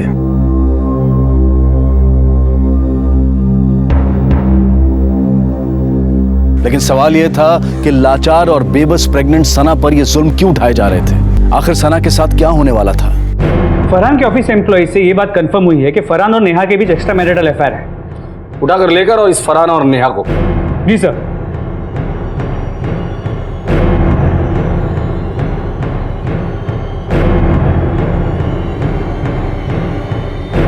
आज हमारी गाड़ी में बैठो। चल ले चलो इसे। कहाँ लेके जा रहे हो? चला क्यों लेके?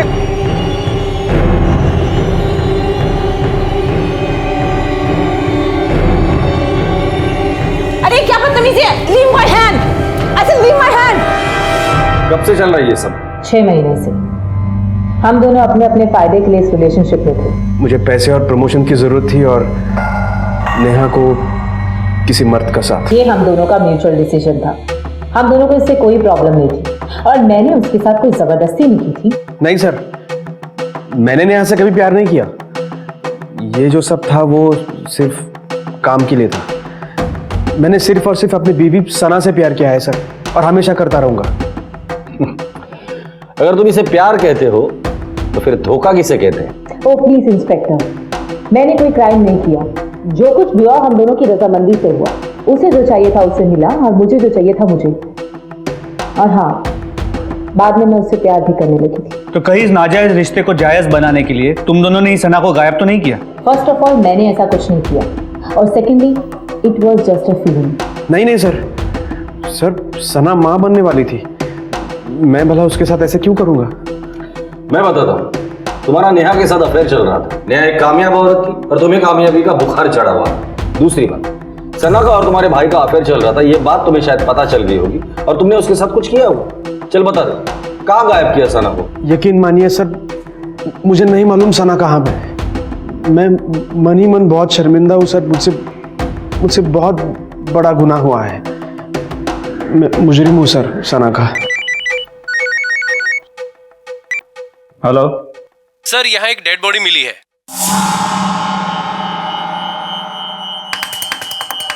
सर क्या?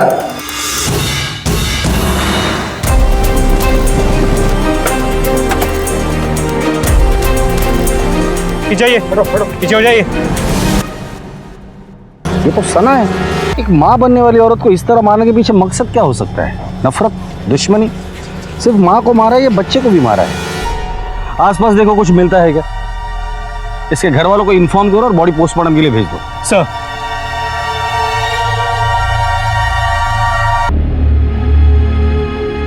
देखा, मैं कहता था ना कुछ नहीं होगा, और डॉक्टर ने भी कह दिया कि कोई कॉम्प्लिकेशन नहीं है। अब तो खुश हो ना? हाँ, मैंने तो उम्मीद ही छोड़ दी थी, लेकिन 12 साल बाद मेरी गोद भरी है। हाँ, ये सब ऊपर वाले की कृपा है। चलो मंदिर चलते हैं, भगवान की आशीर्वाद भी ले लेंगे। सर, सना की पोस्टमार्टम रिपोर्ट आ गई। एक शॉकिंग न्यूज। क्या?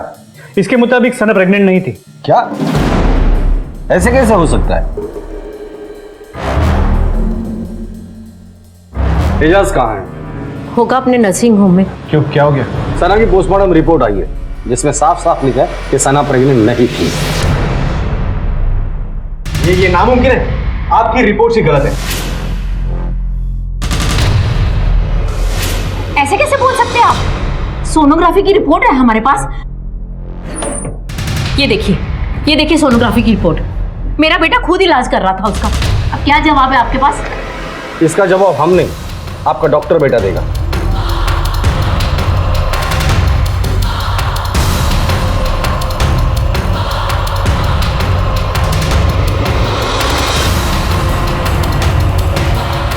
अरे सुनो।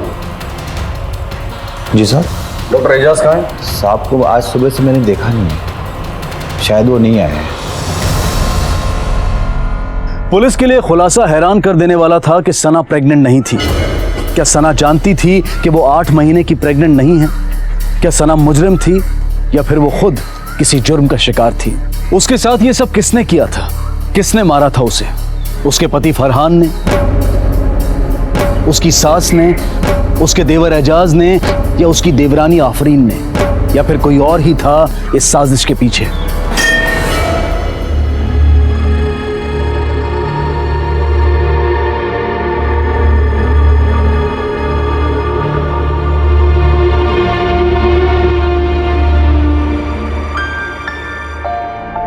आफरीन, तुम्हें तो पता ही होगा कि एजाज कहाँ है।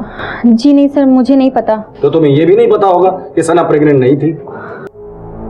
सर पिछले कुछ दिनों से उन दोनों के बीच कुछ हरकतें तो चल रही थी और एजाज भी मुझसे कुछ कटे कटे से रहते थे।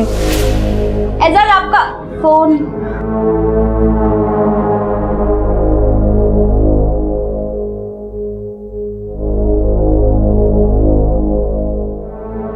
क्या हुआ? सब ठीक तो है ना? कुछ परेशान लग रहे हैं। और सना भाभी को क्या हुआ? फोन किसका आया था? अब पता नहीं। हेलो। वो मुझसे कुछ छुपा रहे थे।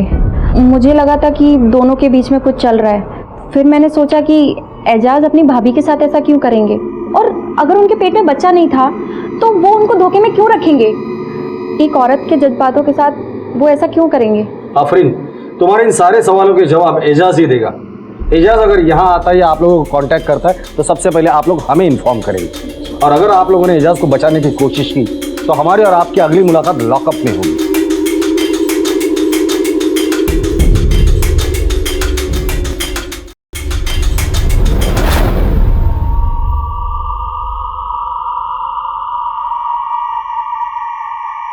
अभी मुझसे चला नहीं जा रहा है जी।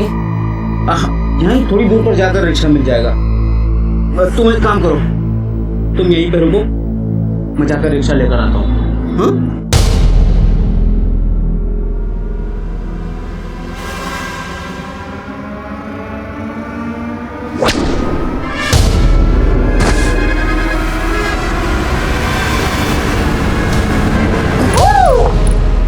सना और एजाज के बीच उस दिन किस बात को लेकर झगड़ा हुआ होगा?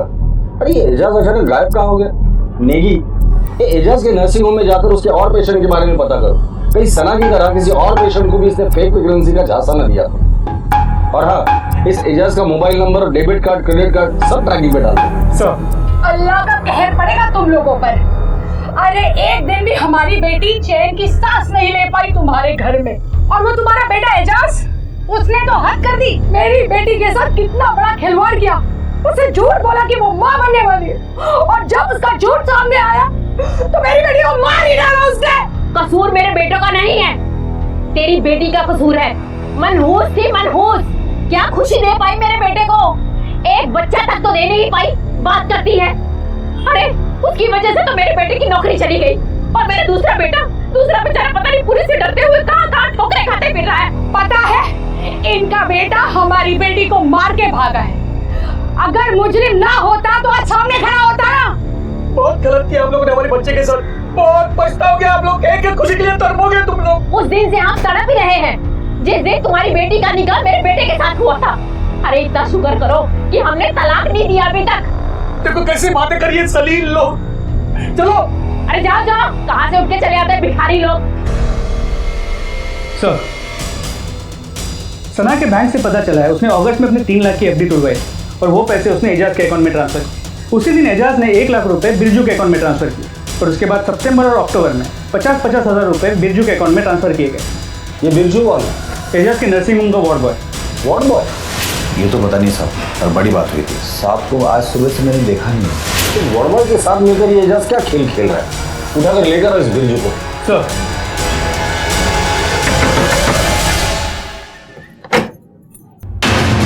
बिरजू। साहब मेरा बच्चा चोरी हो गया। सब कुछ भी कीजिए, मेरा बच्चा ढूंढना है। मैं आपके हाथ जोड़ती हूँ साहब, मेरा बच्चा ला दीजिए। हमें नहीं पता साहब, हमें तो ये भी नहीं पता कि हमारे पति के पास इतना पैसा आया कहाँ से। साहब हमारा बच्चा। आपका बच्चा चोरी कैसे हो गया? साहब वो दिन ना, चलो दर्शन करने जाना ना मुन्ना। सुनो, मुन्ने को ना भगवान के अच्छे से दर्शन करवा के लाना। स्वाति, मैं मुन्ने को अच्छे से भगवान के दर्शन भी करवाऊंगा और आशीर्वाद भी दिलाऊंगा। तू एक काम कर, तो फटाफट खाना बना। वैसे मुझे नर्सिंग होम भी जाना है ना। हाँ? स्वाति, स्वाति, क्या हुआ? बर्बाद हो गया। उन्हें क्या है? मेरे सर पे मारा पीछे से, मुन्ना को लेकर चला गया। स्वाति, मैं क्या करूं? क्या चल रहा है ये सब? बता क्यों मारा सना को, और डॉक्टर एजाज कहाँ है? बोल। हमको छोड़ दो साहब, हम गरीब आदमी हैं साहब। तू और गरीब? भगवान करे इस देश में तेरे जैसे गरीब पैदा हो जिनके अकाउंट में 2 लाख रुपए हो। साहब ऐसी मत करिए, मेरे अकाउंट में 2 लाख रुपए सर, मेरे पास कुछ नहीं है साहब। वही 2 लाख रुपए जो पिछले 3 महीने में डॉक्टर एजाज ने तेरे अकाउंट में ट्रांसफर किए थे। वो तो डॉक्टर साहब से हमने लोन लिया था हमारे बहन की शादी के लिए।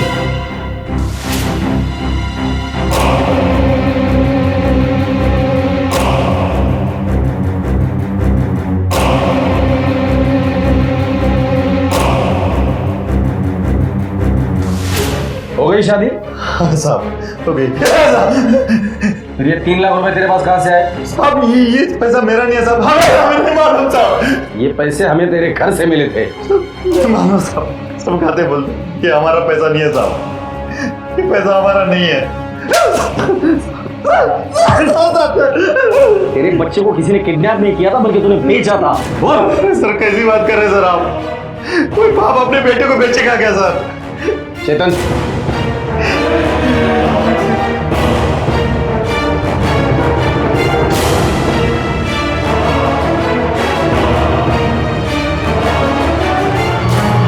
इनको तो जानता ही होगा, ये तेरा ही बच्चा है ना, इनको ही बेचा था ना अपने बच्चे को। बोल। तेरे कॉल रिकॉर्ड की वजह से हम लोग इन तक पहुंचे हैं। तेरे जैसा बाप हो ना तो अपने बच्चे के साथ कुछ भी कर सकता है। और आप लोग भी, आप लोगों ने ये जो कुछ भी किया है ना वो गलत भी है और इलीगल भी है। अब चाहे तो बच्चा अडॉप्ट कर सकती थी। अब तू मुंह खोलेगा? साहब पैसों के लालच में हमने हमारा बच्चा इनको भेज दिया था, लेकिन ये सब हमारे दिमाग में डॉक्टर एजाज ने भरा था साहब। डॉक्टर साहब हमसे हमारा बच्चा खरीदना चाहते थे 3 लाख रुपए में। हमारे लिए 3 लाख रुपए बहुत बड़ी रकम थी। हमने सोचा बच्चे का क्या है, बीबी और एक बच्चा पैदा कर लेगी। तभी सब 10 अक्टूबर के करीब ये लोग हमसे मिले। ये लोग हमें 5 लाख रुपए दे रहे थे, तो हमें लगा साहब पैसा ज़्यादा दे रहे थे, तो हमने हमारा बच्चा इनको भेज दिया साहब। डॉक्टर साहब और सना मैडम को मना कर दिया। इस वजह से उन दोनों में काफ़ी झगड़ा भी होता साहब। इस बिरजू के बात पे यकीन करें तो एजाज और सना अपने ही फैमिली के साथ खेल रहे थे। बिरजू के बच्चे को अपना बच्चा बताकर धोखा दे रहे थे। अगर ये दोनों ही प्लान में शामिल थे तो फिर सना को मारा किसने और क्यों?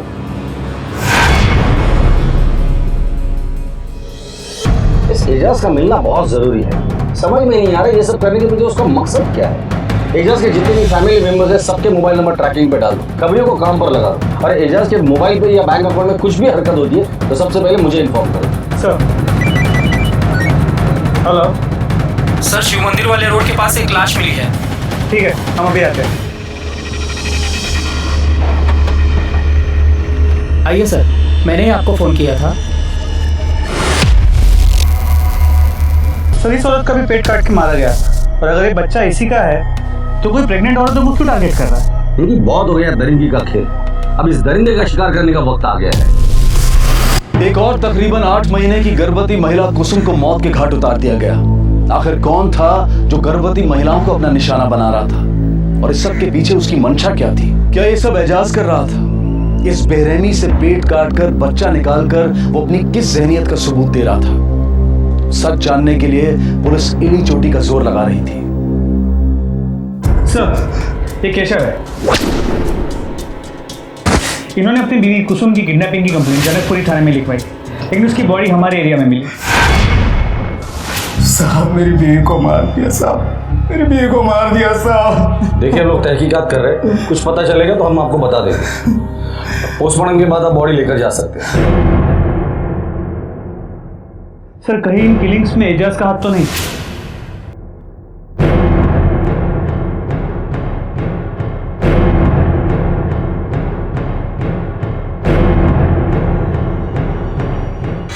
तो 16 अक्टूबर को जनकपुरी के शिव मंदिर एरिया से कुसुम गायब हुई, और सना एजाज के नर्सिंग होम के यहाँ से अगवा हुई, जो कि चाणक्यपुरी में। दोनों की बॉडीज हमारे एरिया में मिली।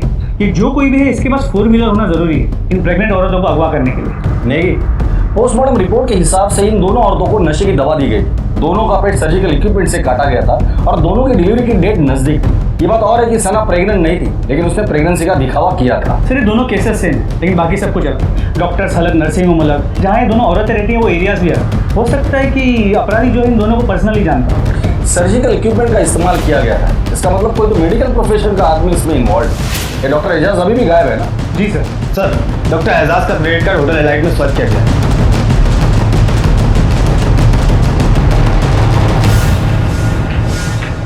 ये डॉक्टर एजाज है, ये यहाँ रुका है? जी सर।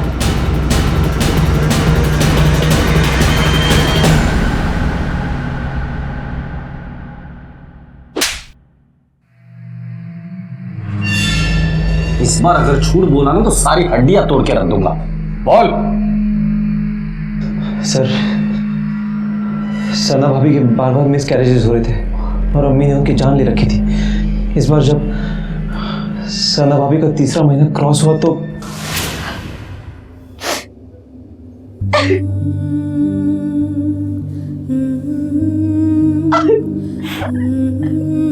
भाभी, वो बच्चा सना भाभी की आखिरी उम्मीद था सर। अम्मी ने सना भाभी को कह दिया था कि अगर इस बार बच्चा नहीं हो गया तो वो भाईजान की दूसरी शादी करवा देंगे। एजाज, मेरी जिंदगी बर्बाद होने से बचा लो प्लीज, नहीं तो मेरा घर टूट जाएगा, मेरी गृहस्थी बर्बाद हो जाएगी।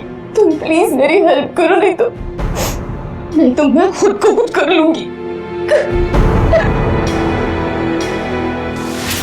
अम्मी जान अडॉप्शन के बिल्कुल खिलाफ थी सर, और ये बात भाईजान और सना भाभी को अच्छी तरह से पता थी सर। अम्मी के दिमाग में वही सारी दकियानुसी बातें भरी हुई थी, अपना खून, अपना बच्चा। इसलिए मैंने ही सना भाभी को फेक प्रेगनेंसी का आइडिया दी सर। इत्तफाकन उसी दौरान मुझे पता चला कि हमारे वार्ड बॉय बिरजू की वाइफ माँ बनने वाली है। मैंने बिरजू से बात भी कर ली थी और वो तैयार भी हो चुका था सर। और ऐन वक्त पर बिरजू अपनी बात से मुकर गया सर। सना भाभी को जब ये बात पता चली तो वो सुनार के यहाँ जाने का बहाना करके घर से निकल के सीधे नर्सिंग होम आ गई मुझसे मिलने, और इसी बात पर हमारा झगड़ा हुआ सर उससे। मैं कुछ सुनना नहीं चाहती, मैं कुछ सुनना नहीं चाहती एजाज। तुमने मुझसे वादा किया था कि तुम मुझे बच्चा ला कर दोगे।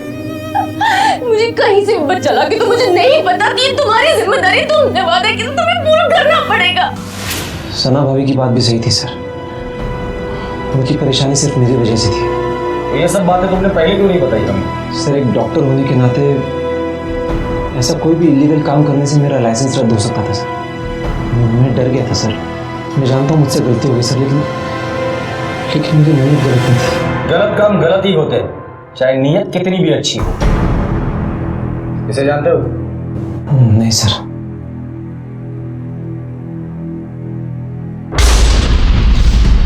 हाँ माँ, मैं बिल्कुल ठीक हूँ, आप चिंता मत करो। मैं भी बस आ रही हूँ, रास्ते में ही हूँ। अगर डॉक्टर एजाज नहीं तो कौन है? नेगी, इन दोनों के से कड़ियों को हमें जोड़ना है। कुसुम और सना के फैमिली मेंबर से बात करके पता करो वो कौन लोग थे जिन्हें ये पता था कि ये दोनों 8 महीने की प्रेग्नेंट थी और डिलीवरी के नजदीक थी। जी सर। अब तक तो एजाज गायब था और शक की सुई उस पर ही टिकी हुई थी, लेकिन एजाज के मिल जाने के बाद भी पुलिस ये गुत्थी नहीं सुलझा पाई कि सना को किसने मारा और उस दूसरी औरत कुसुम को किसने मारा। पुलिस ने एक मुश्किल लेकिन पुख्ता तरकीब ढूंढ निकाली। ये पता किया गया कि गर्भवती महिलाओं के करीबी और दूर के लोगों में से कितने लोग ये जानते थे कि वो औरतें मां बनने वाली हैं। हर एक नाम को बारीकी से जांचा गया और आखिरकार उनके सामने वो नाम आ ही गया जो इन सब में कॉमन था। सर, इन दोनों केसेस में एक कॉमन नाम सामने आया, उमा देवी। ये इन दोनों के घर पे मालिश और देखभाल का काम करने जाती है। एड्रेस पता कर लिया।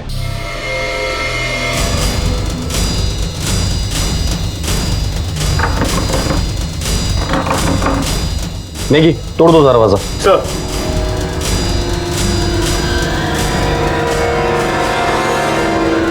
नमस्ते। सना घर में नहीं है, बाद में आना। कब तक आ जाएगी? उमा देवी? जी मैं ही हूँ।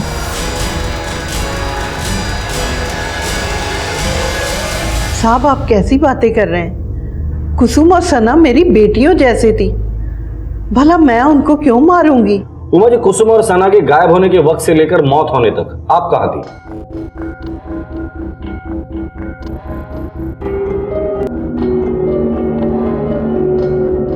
सर इन्हें देख के तो लगता नहीं कि ऐसा कुछ कर पाएंगे।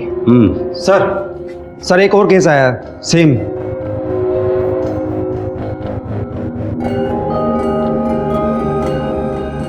सर, ये मेरी बहू देविका 8 महीने की प्रेग्नेंट थी सर, खो गई है। आप किसी उमा देवी को जानती है? हाँ, वो मेरे पड़ोस में रहती है, मेरी बहू की मालिश करती है।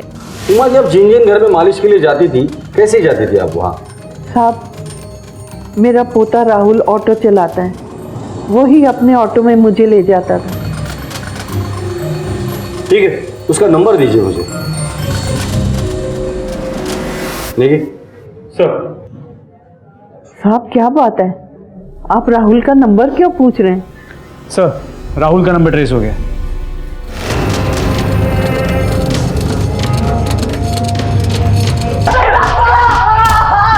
रुक जाओ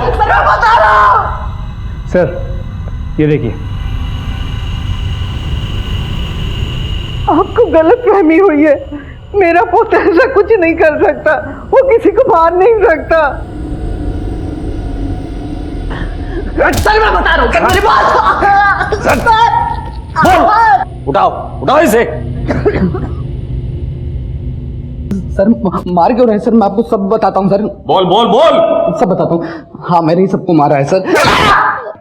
सर मार क्यों रहे हैं सर? मैं बता तो रहा हूँ आपको सर। और क्या करता सर? मैं बचपन से ही डॉक्टर बनना चाहता था, पढ़ने में भी अच्छा था, नंबर भी ठीक ठाक आते थे सर। कॉलेज गया था सर एडमिशन लेने के लिए, वहाँ पता चलता है डोनेशन देनी पड़ेगी पूरे 20 लाख रुपए। इतनी बड़ी रकम मैं कहाँ से लेकर आता बताइए? तो सोचा कुछ पैसे जमा कर लेता हूँ, अगर डॉक्टर नहीं बन पाया तो कुछ धंधा ही कर लूँगा, और पैसों के लिए कुछ शॉर्टकट तो चाहिए था।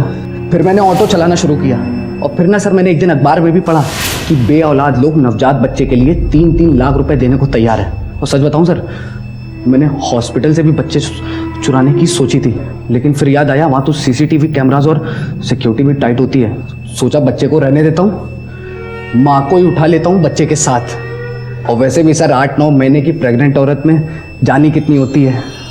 और दादी जिन जिन घरों में मालिश करने को जाती, मैं इन औरतों को नहीं मारना चाहता था सर, मैं तो बस अपनी दादी का सपना पूरा करना चाहता था डॉक्टर बन के।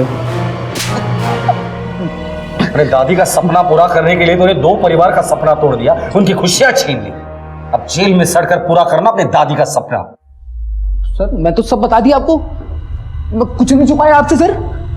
सर सॉरी सर, गलती हो गई, मेरी बात तो सुन लो, मैंने सब बता दिया आपको।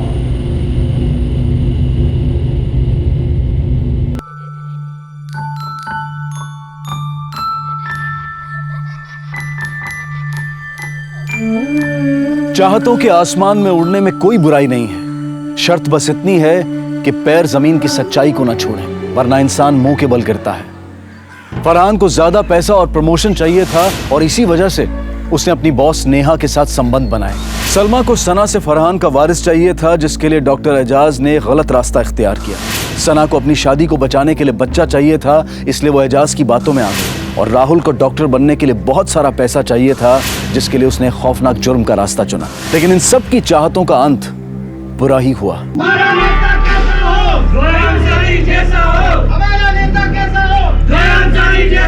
मैंने कभी नहीं सोचा था कि मैं पॉलिटिक्स में आऊंगी और अपने इलाके से एमएलए के लिए इलेक्शन लड़ूंगी। आई वॉज लकी, मैं जीत भी गई।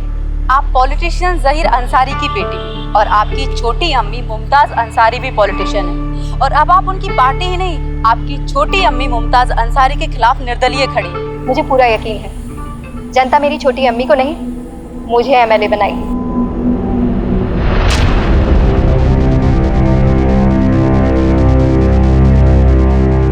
तो ऐसे चिढ़ रहे हो जैसे कि उसने सच में इलेक्शन जीत लिया हो।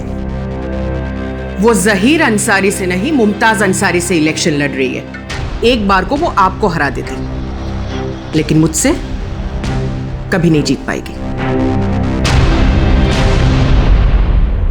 जब अहम से अहम टकराता है तो मैं किसी का नहीं जीतता है, और जब लड़ाई वर्चस्व की हो और आदत में हारना ना हो तो ऐसा द्वंद्व छिड़ता है कि प्रतिद्वंदी अपना सब कुछ दांव पर लगा देता है। आज का ये केस एक परिवार की तूतू मैमे के उस अतीत को दर्शाता है कि जिसमें जब सत्ता का रंग खुला तो रिश्तों का ऐसा चीरहरण हुआ कि इज्जत, मान, मर्यादा सबने दहलीज लांघ दी।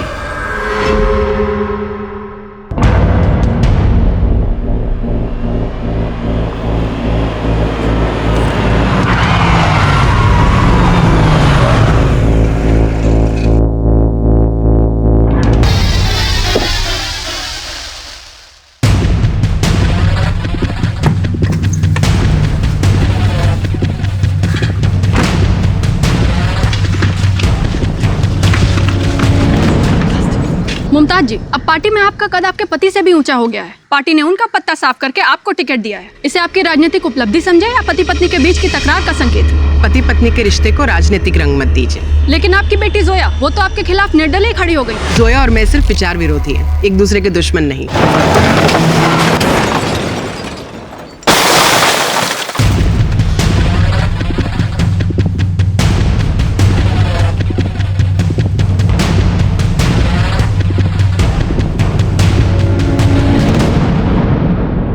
अगर आप इलेक्शन जीत गई तो जनता के लिए नया क्या करेंगे आप? देखिए, वैसे मुद्दे तो कई हैं, लेकिन खास तौर पे मैं औरतों के लिए ऐसा माहौल बनाना चाहती हूँ ताकि वो अपने घरों में ही नहीं, घर के बाहर भी सुरक्षित महसूस करें। घरेलू हिंसा जितना बड़ा मुद्दा है, उससे कई ज्यादा सेंसिटिव इश्यूज हैं औरतों के साथ होने वाली छेड़छाड़, मोलेस्टेशन और रेप की घटनाएं। मैं खुद एक औरत हूँ, इसलिए औरतों की इज्जत और सम्मान के लिए मुझे कोई भी कुर्बानी देनी पड़े, मैं कभी पीछे नहीं हटूंगी। मुख्तार साहब, अब मैं खाऊं या मेरी बीवी, थाली तो एक ही है। मुझे पार्टी से कोई शिकायत नहीं है, लेकिन एक दरख्वास्त है आपसे। लोकसभा चुनाव की टिकट बांटते वक्त मुझे तवज्जो जरूर देना। अगर अपनी पार्टी का भला चाहते हो तो अपनी बेटी जोया की जुबान को लगाम लगवाओ। वो सिर्फ तुम्हारी बीवी के खिलाफ नहीं, अपने पार्टी के खिलाफ भी बहुत कड़वा उगल रही है। साहब, हॉस्पिटल से फोन आया था, जोया मैम साहब को वहां पे एडमिट किया गया है।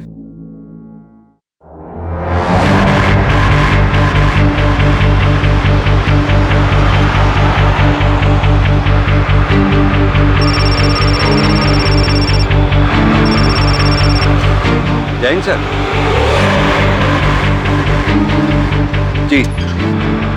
जी मैं जाके देखता हूँ। जी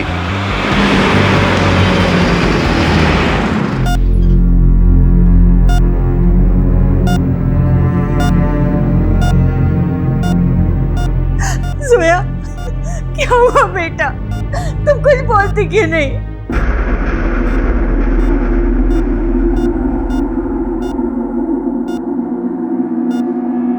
जोया, सर बेटा क्या हुआ तुमको? जोया,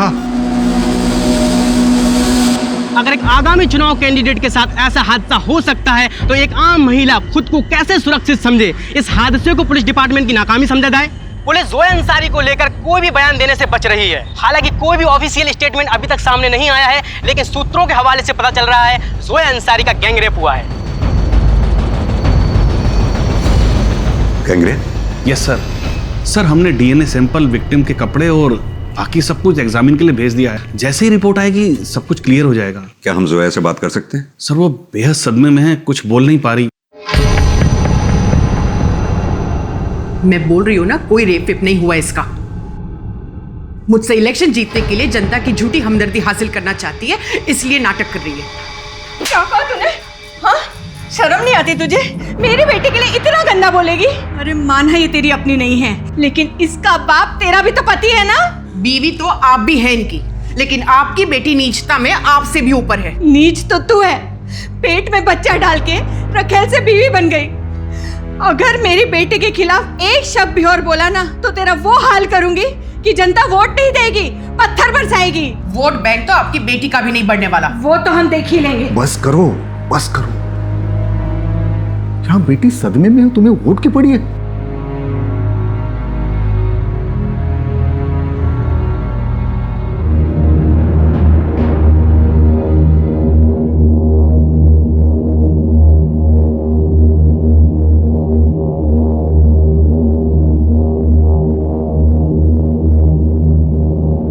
सर, ये जरूर मुमताज ने किया होगा।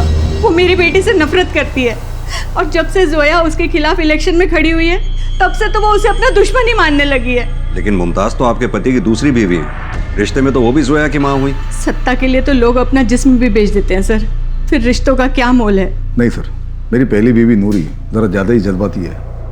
उसने मुमताज के बारे में जो कुछ भी बोला है वो सिर्फ उसका एक वहम है। आपको क्या लगता है आपकी बेटी के साथ जो ये सब हुआ किसने किया होगा? मैं अभी कुछ नहीं बोलना चाहता, लेकिन जब मेरा शक पक्का हो जाएगा तब आपको बता दूंगा। किस पे शक है आपको? सर, मैंने अभी कहा आपसे, फिलहाल उसके बारे में कुछ नहीं बोलना चाहता मैं।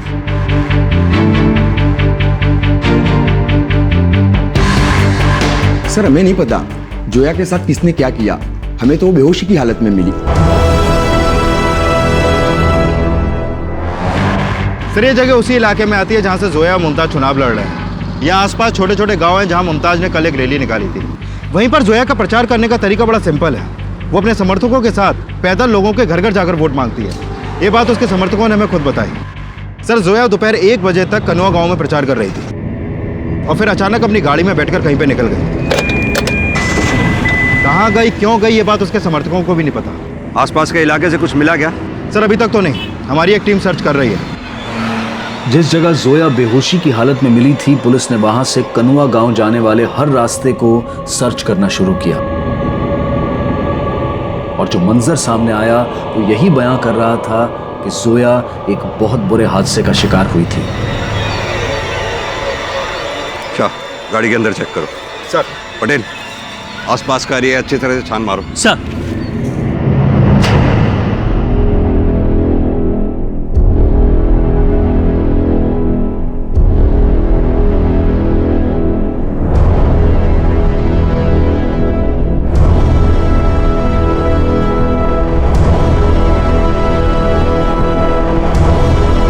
सर यहाँ से कनुआ जाने वाला रास्ता 1 किलोमीटर दूर है। यानी पहले वहां पर जोया को गाड़ी समेत किडनैप किया होगा, फिर यहाँ पे लाके रेप। जोया के साथ किसने क्या किया ये तो सिर्फ जोया ही बता सकती है। जो कुछ भी अब तक सामने आया था वो यही बयां कर रहा था कि जोया अंसारी के साथ गैंगरेप हुआ था। जोया की मां और उसके समर्थकों के बयान मुमताज अंसारी को दोषी बता रहे थे। वहीं मुमताज अंसारी जोया के साथ हुए अपराध को नाटक का नाम दे रही थी।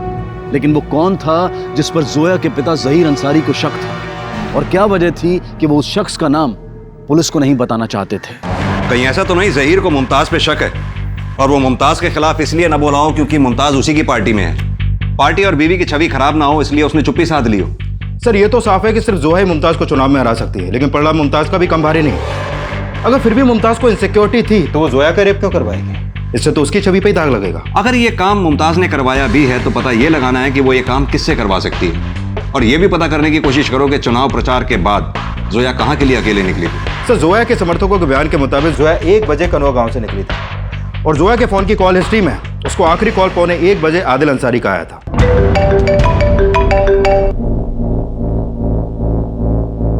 आदिल अंसारी? ये आदिल अंसारी कौन? मुमताज अंसारी का सगा बेटा और अंसारी खानदान का सबसे छोटा सदस्य है।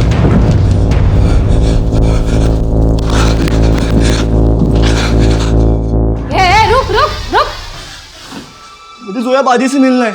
उनसे मिलने की परमिशन नहीं है। भाई हूँ उनका। माँ घाव देती है और फिर बेटा मरहम लगाने आ जाता है। इसी वक्त चले जाओ तुम यहाँ से। जोया बाजी से मिले बिना नहीं जाऊंगा। अरे रुको, जोया बाजी, अरे रुको। बाजी बताइए मुझे, इसने क्या आपके साथ ये सब? हाँ हाँ हाँ हाँ हाँ हाँ हाँ बाजी बाजी बाजी, डॉक्टर बाजी क्या? डॉक्टर को बुलाओ जल्दी से।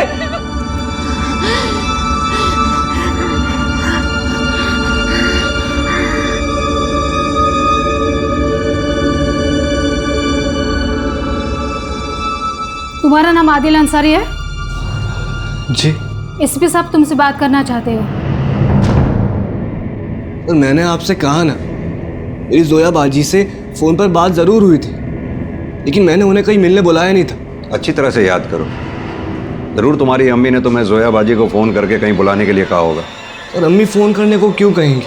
और रही बात जोया बाजी के साथ हुए हादसे की, एक बार को मेरी अम्मी का हाथ उसमें हो सकता है, लेकिन मैं जोया बाजी के बारे में ऐसा सपने में नहीं सोच सकता। लगता है इस बार तुम्हारा वोट तुम्हारी अम्मी को नहीं, तुम्हारी जोया बाजी को जाएगा। सर अगर माँ चुनने का हक भी मुझे मिलता ना, तभी मैं मुमताज अंसारी को अपनी माँ नहीं चुनता। नेता चुनना बहुत दूर की बात हो गई। आदिल बाबा से पुलिस हॉस्पिटल में कुछ पूछताछ कर रही है। अपनी अम्मी से इतनी नफरत की कोई खास वजह है? उन्होंने मुझे अपनी कोख भी इस वजह से दी कि मेरे अब्बू उनको अपनी बीवी बनाए। एक औलाद पैदा करने के लिए जो औरत साजिश करे वो माँ तो हो ही नहीं सकती। मुमताज के सगे बेटे का बयान भी मुमताज अंसारी की छवि पर सवाल उठा रहा था। वहीं मौका वारदात पर मिली जोया की कार और अब जोया की मेडिकल रिपोर्ट भी यही बयां कर रही थी कि जोया अंसारी का गैंगरेप हुआ था। लेकिन मुमताज अंसारी के तेवर इन दावों से अलग थे। उंगलियां तो बहुत पहले से उठ गई थी मुझ पर, इतनी देर से आए हैं तो मेरे खिलाफ कोई सबूत जुटा कर आए हैं या फिर मेरे विरोधियों का झूठ हजम नहीं हुआ तो मेरा सच सुनने आ गए? जोया की मेडिकल रिपोर्ट पढ़कर आ रहे हैं। यह साफ है कि जोया के साथ गैंगरेप हुआ है, लेकिन अब आप कहेंगी कि जोया ने खुद अपना रेप करवाया है तो सवाल आप पे भी उठेगा। मैंने ऐसा कोई बयान नहीं दिया है। आप ऐसा ऑफिशियली बयान देती भी तो जनता पूरी तरह आपके खिलाफ हो जाती। लेकिन हाँ, आपने हॉस्पिटल में जोया की मां से यही बोला था, यहां तक कि आपका अपना सगा बेटा भी आपके खिलाफ बयान दे गया। देखिए एसपी साहब, जोया ने मेरे बेटे को भी मेरे खिलाफ भड़का के रखा है। आप नहीं जानते वो क्या चीज है। शातिर तो कम आप भी नहीं। सुना है जिस टिकट पर आप चुनाव लड़ रही हैं वो टिकट पहले आपकी पार्टी जोया को देने वाली थी। आपने जौहर दिखा के वो टिकट जोया से छीन लिया और जोया जब निर्दलीय खड़ी हुई तब आप अंधेरे में तीर छोड़ रहे हैं एसपी साहब। मेरा वक्त बर्बाद मत कीजिए, मुझे चुनाव प्रचार के लिए निकलना है। जरा इलेक्शन निपट जाने दीजिए, उसके बाद तसल्ली से मिलेंगे। वैसे भी अब आप जैसे मुलाजिमों के साथ चाय पानी तो लगा ही रहेगा। जी, मैं भी आप जैसे नेताओं को अक्सर अपने थाने की चाय भी पिला देता हूं। उम्मीद है आपको यह मौका चुनाव से पहले मिल जाएगा। चलते हैं।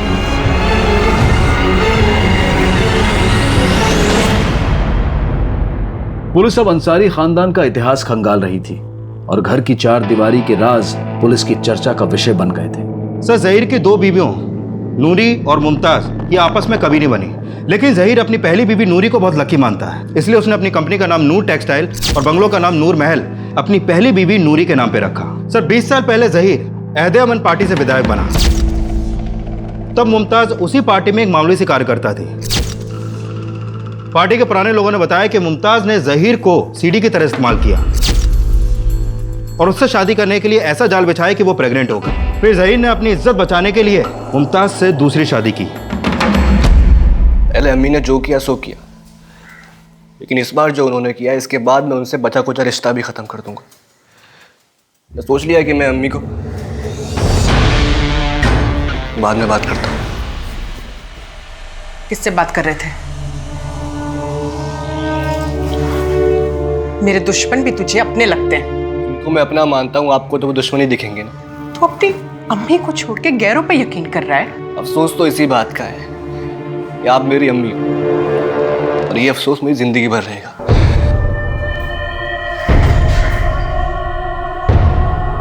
सर, भले ही मुमताज जोया को पसंद नहीं करती, लेकिन मुमताज का बेटा आदिल जोया को अपनी सगी बहन से बढ़कर मानता है। लेकिन जहीर ना तो अब नूरी को छोड़ने का रिस्क उठा सकता है और ना ही मुमताज को, क्योंकि अब उसका पॉलिटिकल करियर कुछ खास नहीं चल रहा और घोटाले में उसका नाम आने के बाद से पार्टी भी अब उसे नजरअंदाज कर रही है। इसलिए इस बार टिकट मुमताज को मिला और मुमताज की इस समय पार्टी में वो पोजीशन है कि जहीर भी अब उसकी पूंछ बन के फिरने पे मजबूर है। शाह घायल शेर कभी भी पलट के वार कर सकता है। इस जहीर ने अभी तक हमें यह नहीं बताया कि इसे शक किस पे है। कहीं ऐसा तो नहीं ये खुद कोई गेम प्लान कर रहा है? तुम्हारी बेटी अब तुम्हारे बीवी और पार्टी के खिलाफ ना बोले, इसकी जिम्मेदारी अब तुम्हारी है।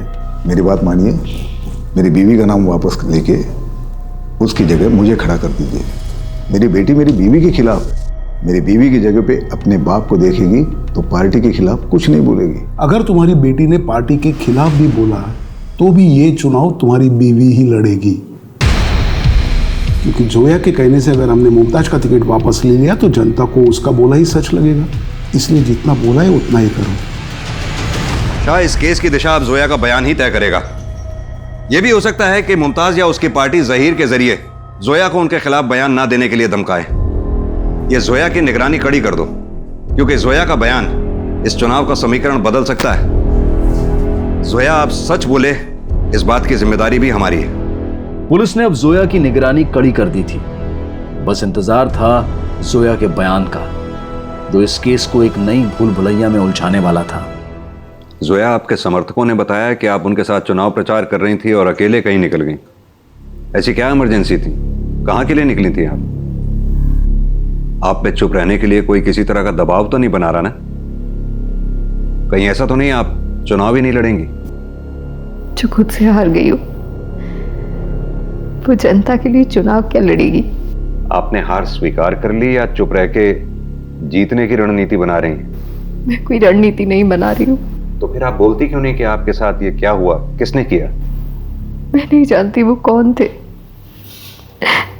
मैं जब मुझे होश आया तो 3-4 आदमियों ने मेरे साथ। कौन थे वो लोग? मुझे नहीं पता कि वो कौन थे, लेकिन जो आदमी जख्मी हालत में पड़ा था उसका चेहरा कुछ जाना पहचाना था। शायद उसे पहले कहीं देखा है। उसका स्केच बनवा सकती हैं आप?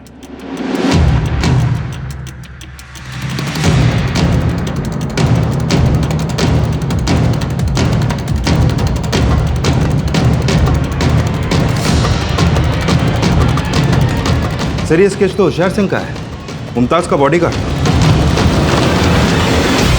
अगर ये मुमताज का बॉडीगार्ड है तो फिर जोया को इसे देखते ही पहचान लेना चाहिए था। फिर उसने ये स्केच क्यों बनवाया? सर मुमताज ने होशियार सिंह को जोया के साथ हुए हादसे से 1 हफ्ते पहले काम पे रखा था, शायद इसीलिए वो इसे ना पहचान पाई हो। शायद उसे पहले कहीं देखा है, लेकिन याद नहीं आ रहा कि कहाँ देखा है। जोया द्वारा बनवाए गए स्केच की पहचान मुमताज अंसारी के बॉडीगार्ड होशियार सिंह से हुई, लेकिन इससे पहले कि पुलिस होशियार सिंह को अरेस्ट करती वो फरार हो चुका था। मुझे नहीं पता कि होशियार सिंह कहाँ है और ना ही मैंने उससे कोई कांड करवाया है। ये सब जोया की चाल है। होशियार सिंह से जो कांड करवाया उसे मान लीजिए। मैंने कुछ नहीं करवाया और ना ही होशियार सिंह ने कुछ किया होगा, क्योंकि वो 24 घंटे मेरे साथ रहता है और जिस दिन जोया ने ये रेप का नाटक किया वो उस दिन भी मेरे साथ ही था। तो फिर अब कहाँ गायब हो गया? आप मुझसे क्यों पूछ रहे हैं? जोया से पूछिए। हमें जिससे जो पूछना है हम पूछ लेंगे, लेकिन आप होशियार सिंह को फरार कराकर ये मत सोचिएगा कि चुनाव जीत जाएंगी। चलो शाह।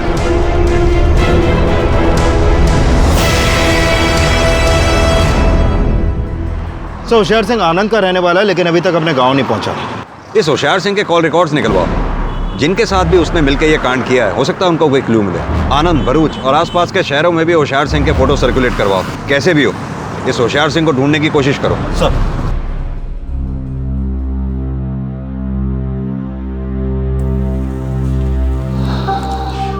बाजी, जब से आपके साथ ये हादसा हुआ है मुझे पॉलिटिक्स से घिन हो गई। आप ये राजनीति छोड़ क्यों नहीं देती?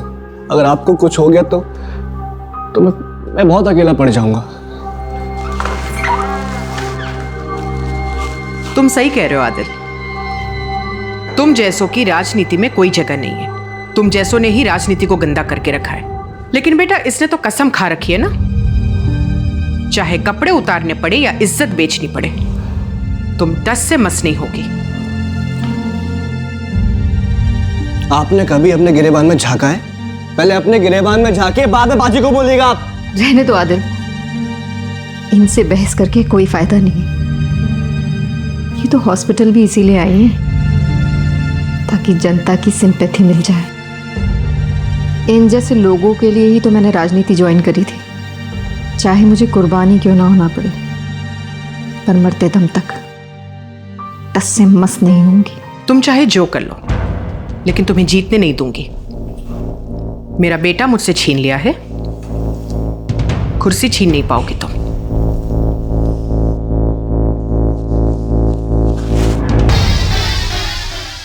सर होशियार सिंह की फोन लोकेशन क्राइम सीन से मैच नहीं होती है।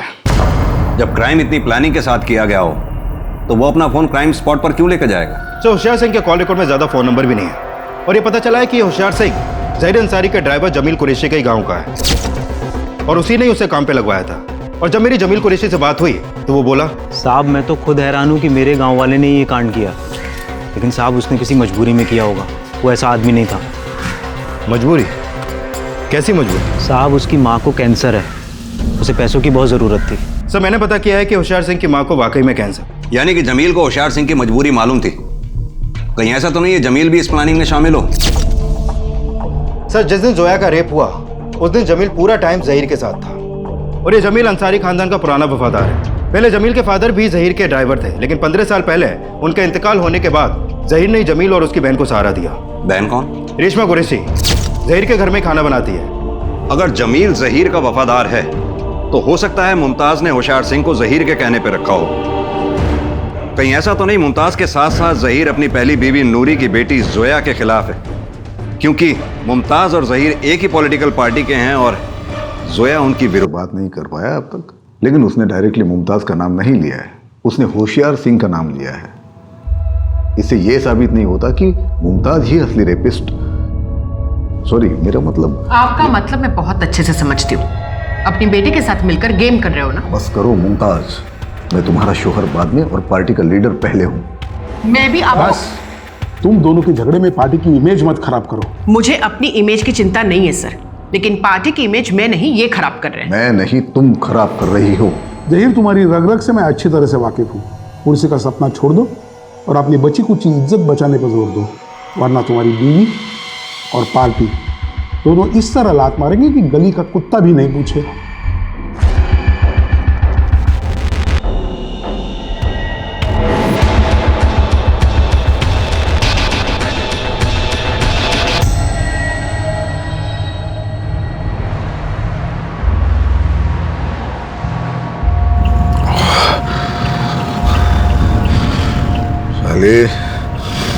मेरा नाम, मेरी इज्जत, मेरी शोहरत सब कुछ खा गई। ए जमील, सुन रहा है ना?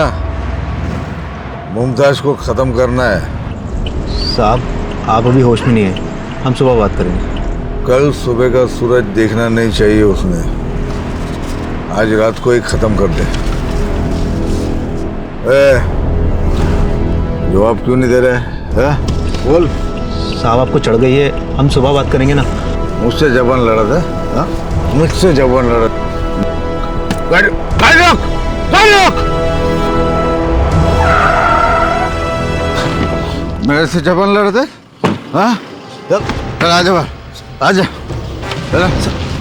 मेरे से जबान लड़ा, मेरे से जबान लड़ा, मेरे से जबान लड़ा था।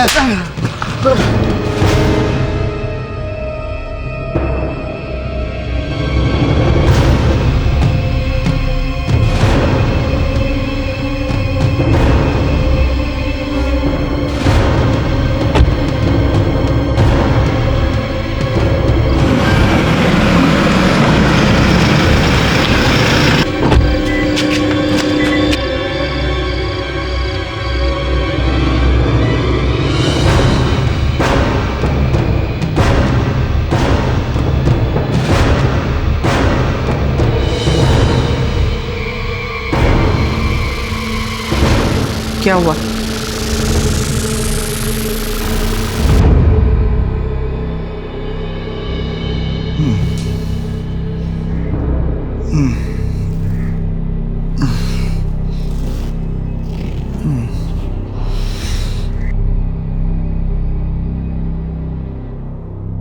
मुमताज,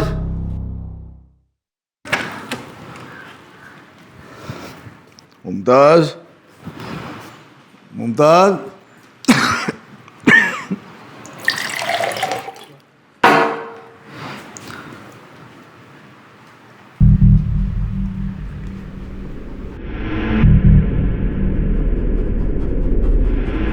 मुमताज को खत्म करना है।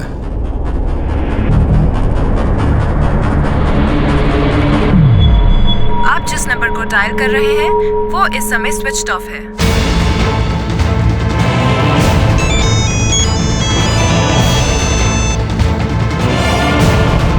हेलो। हाँ, जमील को फोन दे। भाईजान तो मस्जिद गए हैं।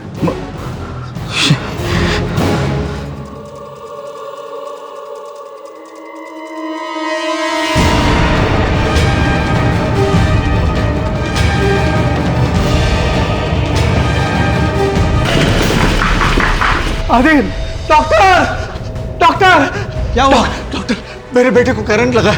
चलो फौरन आईसीयू में लेके चलो, जल्दी। आदिल, आदिल बेटा, आदिल बेटा।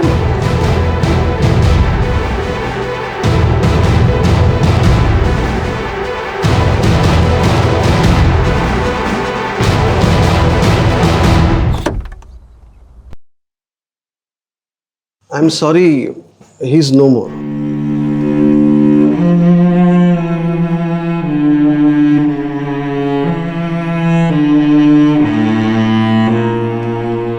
आदिल अंसारी की मौत दिखने में तो एक दुर्घटना लग रही थी, लेकिन उसका मर्डर हुआ था, जिसका अंदाजा डॉक्टर्स को बहुत जल्दी हो गया था। सर, आदिल के सिर पे इंजरी थी और उसके फादर बोल रहे कि आदिल करंट से मरा, लेकिन उसका मुंह तो उल्टी से भरा था। अगर करंट लगता था तो उसके मुंह से झाग आना चाहिए था।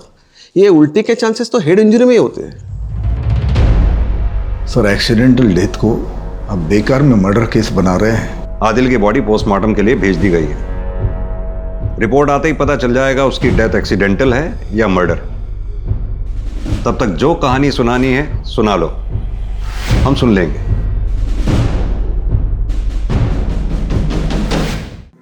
सर, ये वायर आदिल के पैरों में फंसा हुआ था। ये यहां से ये कट गया है। उसको करंट लग के गिर गया होगा। गिरने के बाद सर पर चोट आई होगी। ये उल्टी और झाग के बारे में मुझे कुछ नहीं पता। अच्छा सर,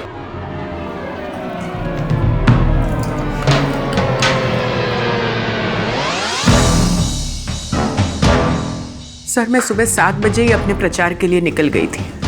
जाने से पहले आप आदिल से मिली थी?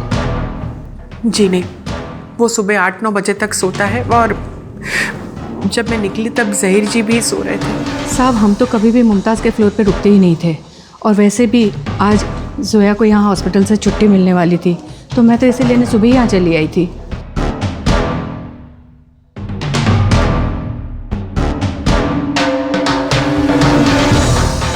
सर, वायर को पर्पसली काटा गया और फ्लोर पे उल्टी के ट्रेसेस हैं। उल्टी को साफ भी किया गया।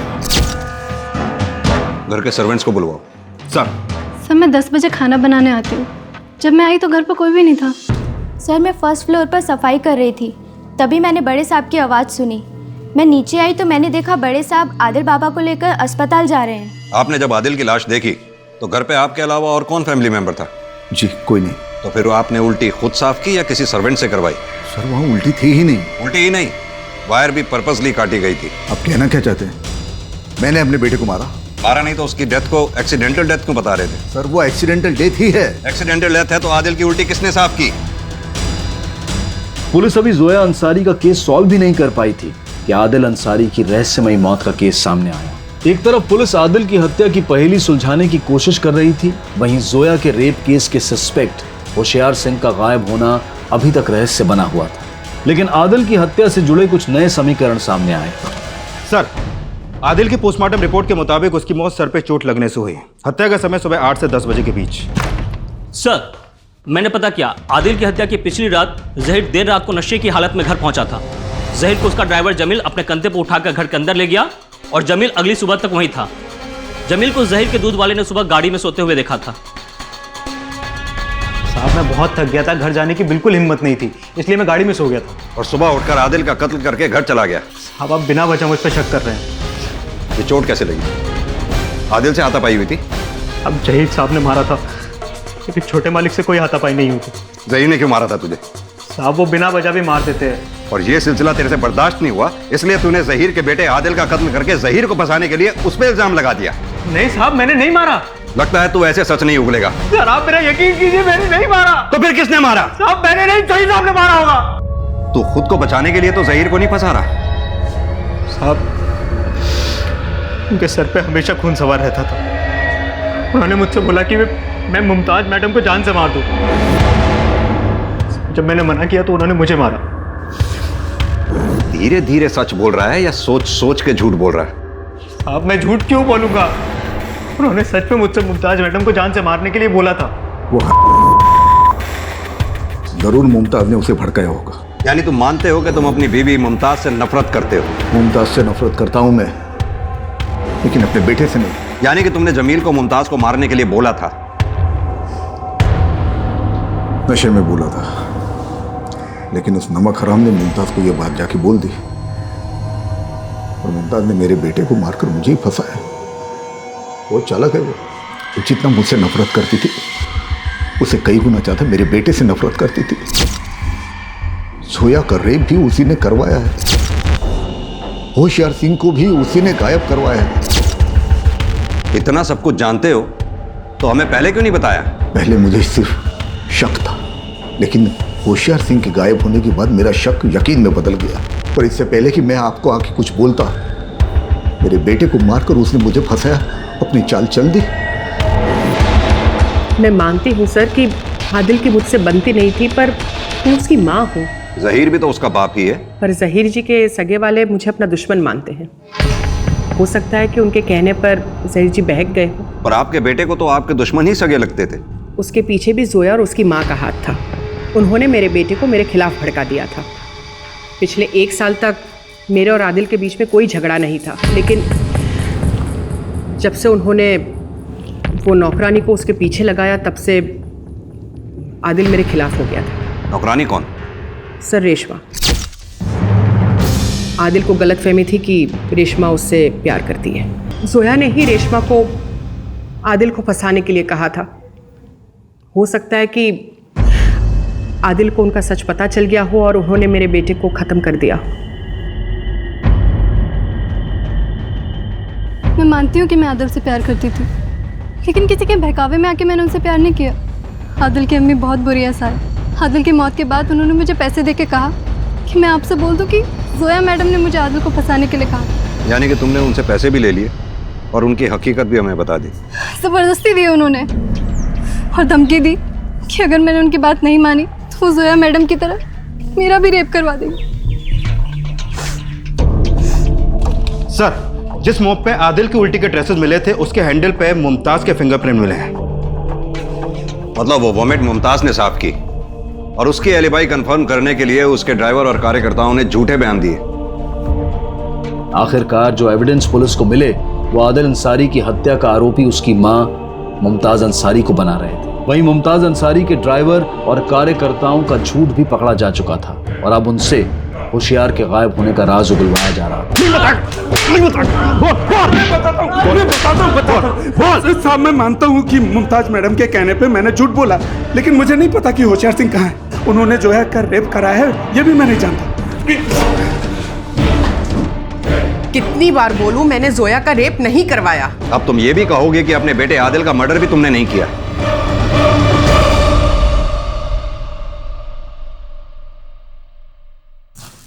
आदिल, इतनी सुबह सुबह कहाँ जा रहा है? और कहाँ जाऊंगा मैं? जोया बाजी को हॉस्पिटल से लाने जा रहा हूँ। और हाँ, आज से मैं उनका समर्थन करूंगा, तो आपकी हार पक्की। उस बदजात के लिए इतना पागल मत बन। बदजात वो नहीं, बदजात आप। मैं जनता और मीडिया को आपकी असलियत बताऊंगा। आपने जोया बाजी का रेप करवाया ना, नजर उठाने लायक नहीं छोड़ूंगा आपको। मैं मानती हूँ कि जहीर जी की बीवी बनने से पहले ही वो मेरी कोख में आ गया था, लेकिन सर, एक औरत बुरी हो सकती है, पर एक माँ अपने बेटे के लिए कभी नहीं बुरी होती। अगर बुरी औरत नहीं हो तो अपने बेटे की हत्या को हादसे का रंग देकर चुनाव प्रचार में क्यों चली गई? क्योंकि तब ना तो मेरा बेटा जिंदा बचा था और ना ही मेरी ममता का कोई मोल रहा था। पिछले 19 सालों से मैं इलेक्शन का टिकट पाने के लिए नाक रगड़ रही थी। अपने बेटे को खो चुकी थी, लेकिन सत्ता पाना चाहती थी। इसी सत्ता की भूख में जोया का रेप करवाया, आदिल को मारकर जहीर को फंसवाया और रेशमा को पैसे देकर जोया को भी सस्पेक्ट बनाया तुमने। मैंने रेशमा को कोई पैसा नहीं दिया और ना ही मैंने जोया का रेप करवाया है। होशियार सिंह कहाँ है? मुझे नहीं पता। मुमताज अंसारी ने अपने बेटे आदिल अंसारी की हत्या करना तो कबूल कर लिया, लेकिन जोया रेप केस में अपना हाथ होने से वो लगातार इनकार करती रही। एक मिनट सर। हेलो। और इसी दौरान पुलिस को होशियार सिंह की लाश मिलने की सूचना मिली।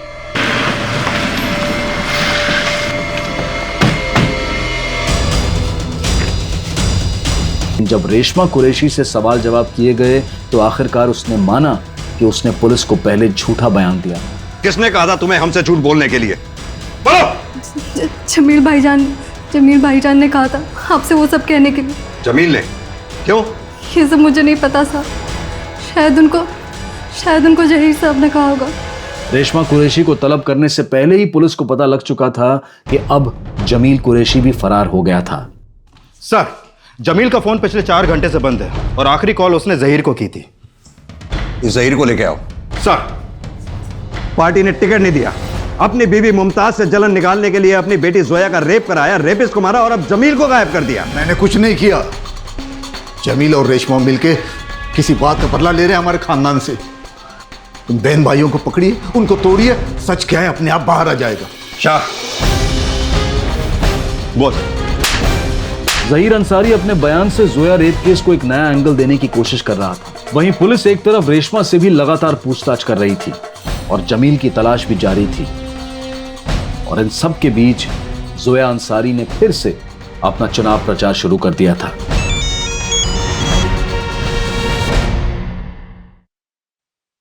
मैं आप सबको ये बताना चाहती हूँ कि मेरा राजनीति में आने का मकसद राजनीति से मुमताज और जहीर अंसारी जैसे पॉलिटिशियन को बाहर निकालकर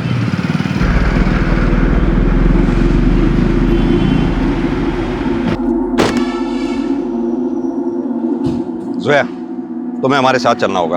पर क्यों सर? किशोरी चलो। सर पर बताइए तो सही, मैंने किया क्या? सर आपको कोई गलतफहमी हुई है। मैं खुद अपना रेप क्यों करवाऊंगी? तूने जिस मोहरे को भगाया था वो अब पकड़ा जा चुका है। जमील ने सब उगल दिया।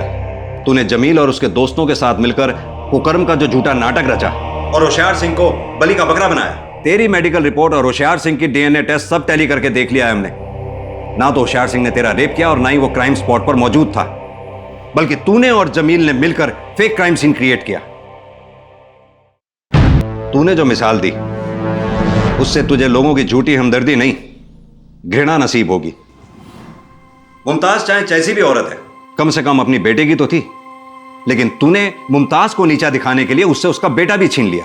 हाँ, क्योंकि मैं उस औरत को नीचा दिखाना चाहती थी, क्योंकि उसकी वजह से मेरी माँ को नीचा दिखाया जाता था। उस औरत ने मुझसे मेरे अब्बू छीन लिए, इसलिए मैंने उससे उसका बेटा छीन लिया। तू तो उसकी कुर्सी भी छीनना चाहती थी, लेकिन बुरी नीयत से किया गया काम कभी सफल नहीं होता। जिनकी करनी और कथनी में फर्क होता है वो चाहे जितना भी अच्छा बोलते हों, लेकिन जब करनी सामने आती है तो अच्छे अच्छों की जड़ें उखड़ जाती हैं। कहते हैं कि राजनीति की शब्दावली में झूठ और सच के कई पर्यायवाची होते हैं, और कभी कभी तो झूठ को इतना आकर्षक बना दिया जाता है कि वो सच से भी ज्यादा प्रभावशाली लगने लगता है। लेकिन झूठ को चाहे जितना भी शीशे में उतार दिया जाए, दिलों पर छाप सच की ही छूटती है। इसी विचार के साथ मैं अनूप सोनी अब आपसे विदा लेता हूं। फिर मुलाकात होगी अगले एपिसोड में एक और चौंका देने वाले केस के साथ। तब तक अपना और अपने परिवार का ख्याल रखें और देखते रहें क्राइम पेट्रोल डायल 100। सबक एक को सीख हम सबको। जय हिंद। ऐसे और भी मजेदार वीडियो के लिए हमारे चैनल को लाइक, शेयर और सब्सक्राइब करें।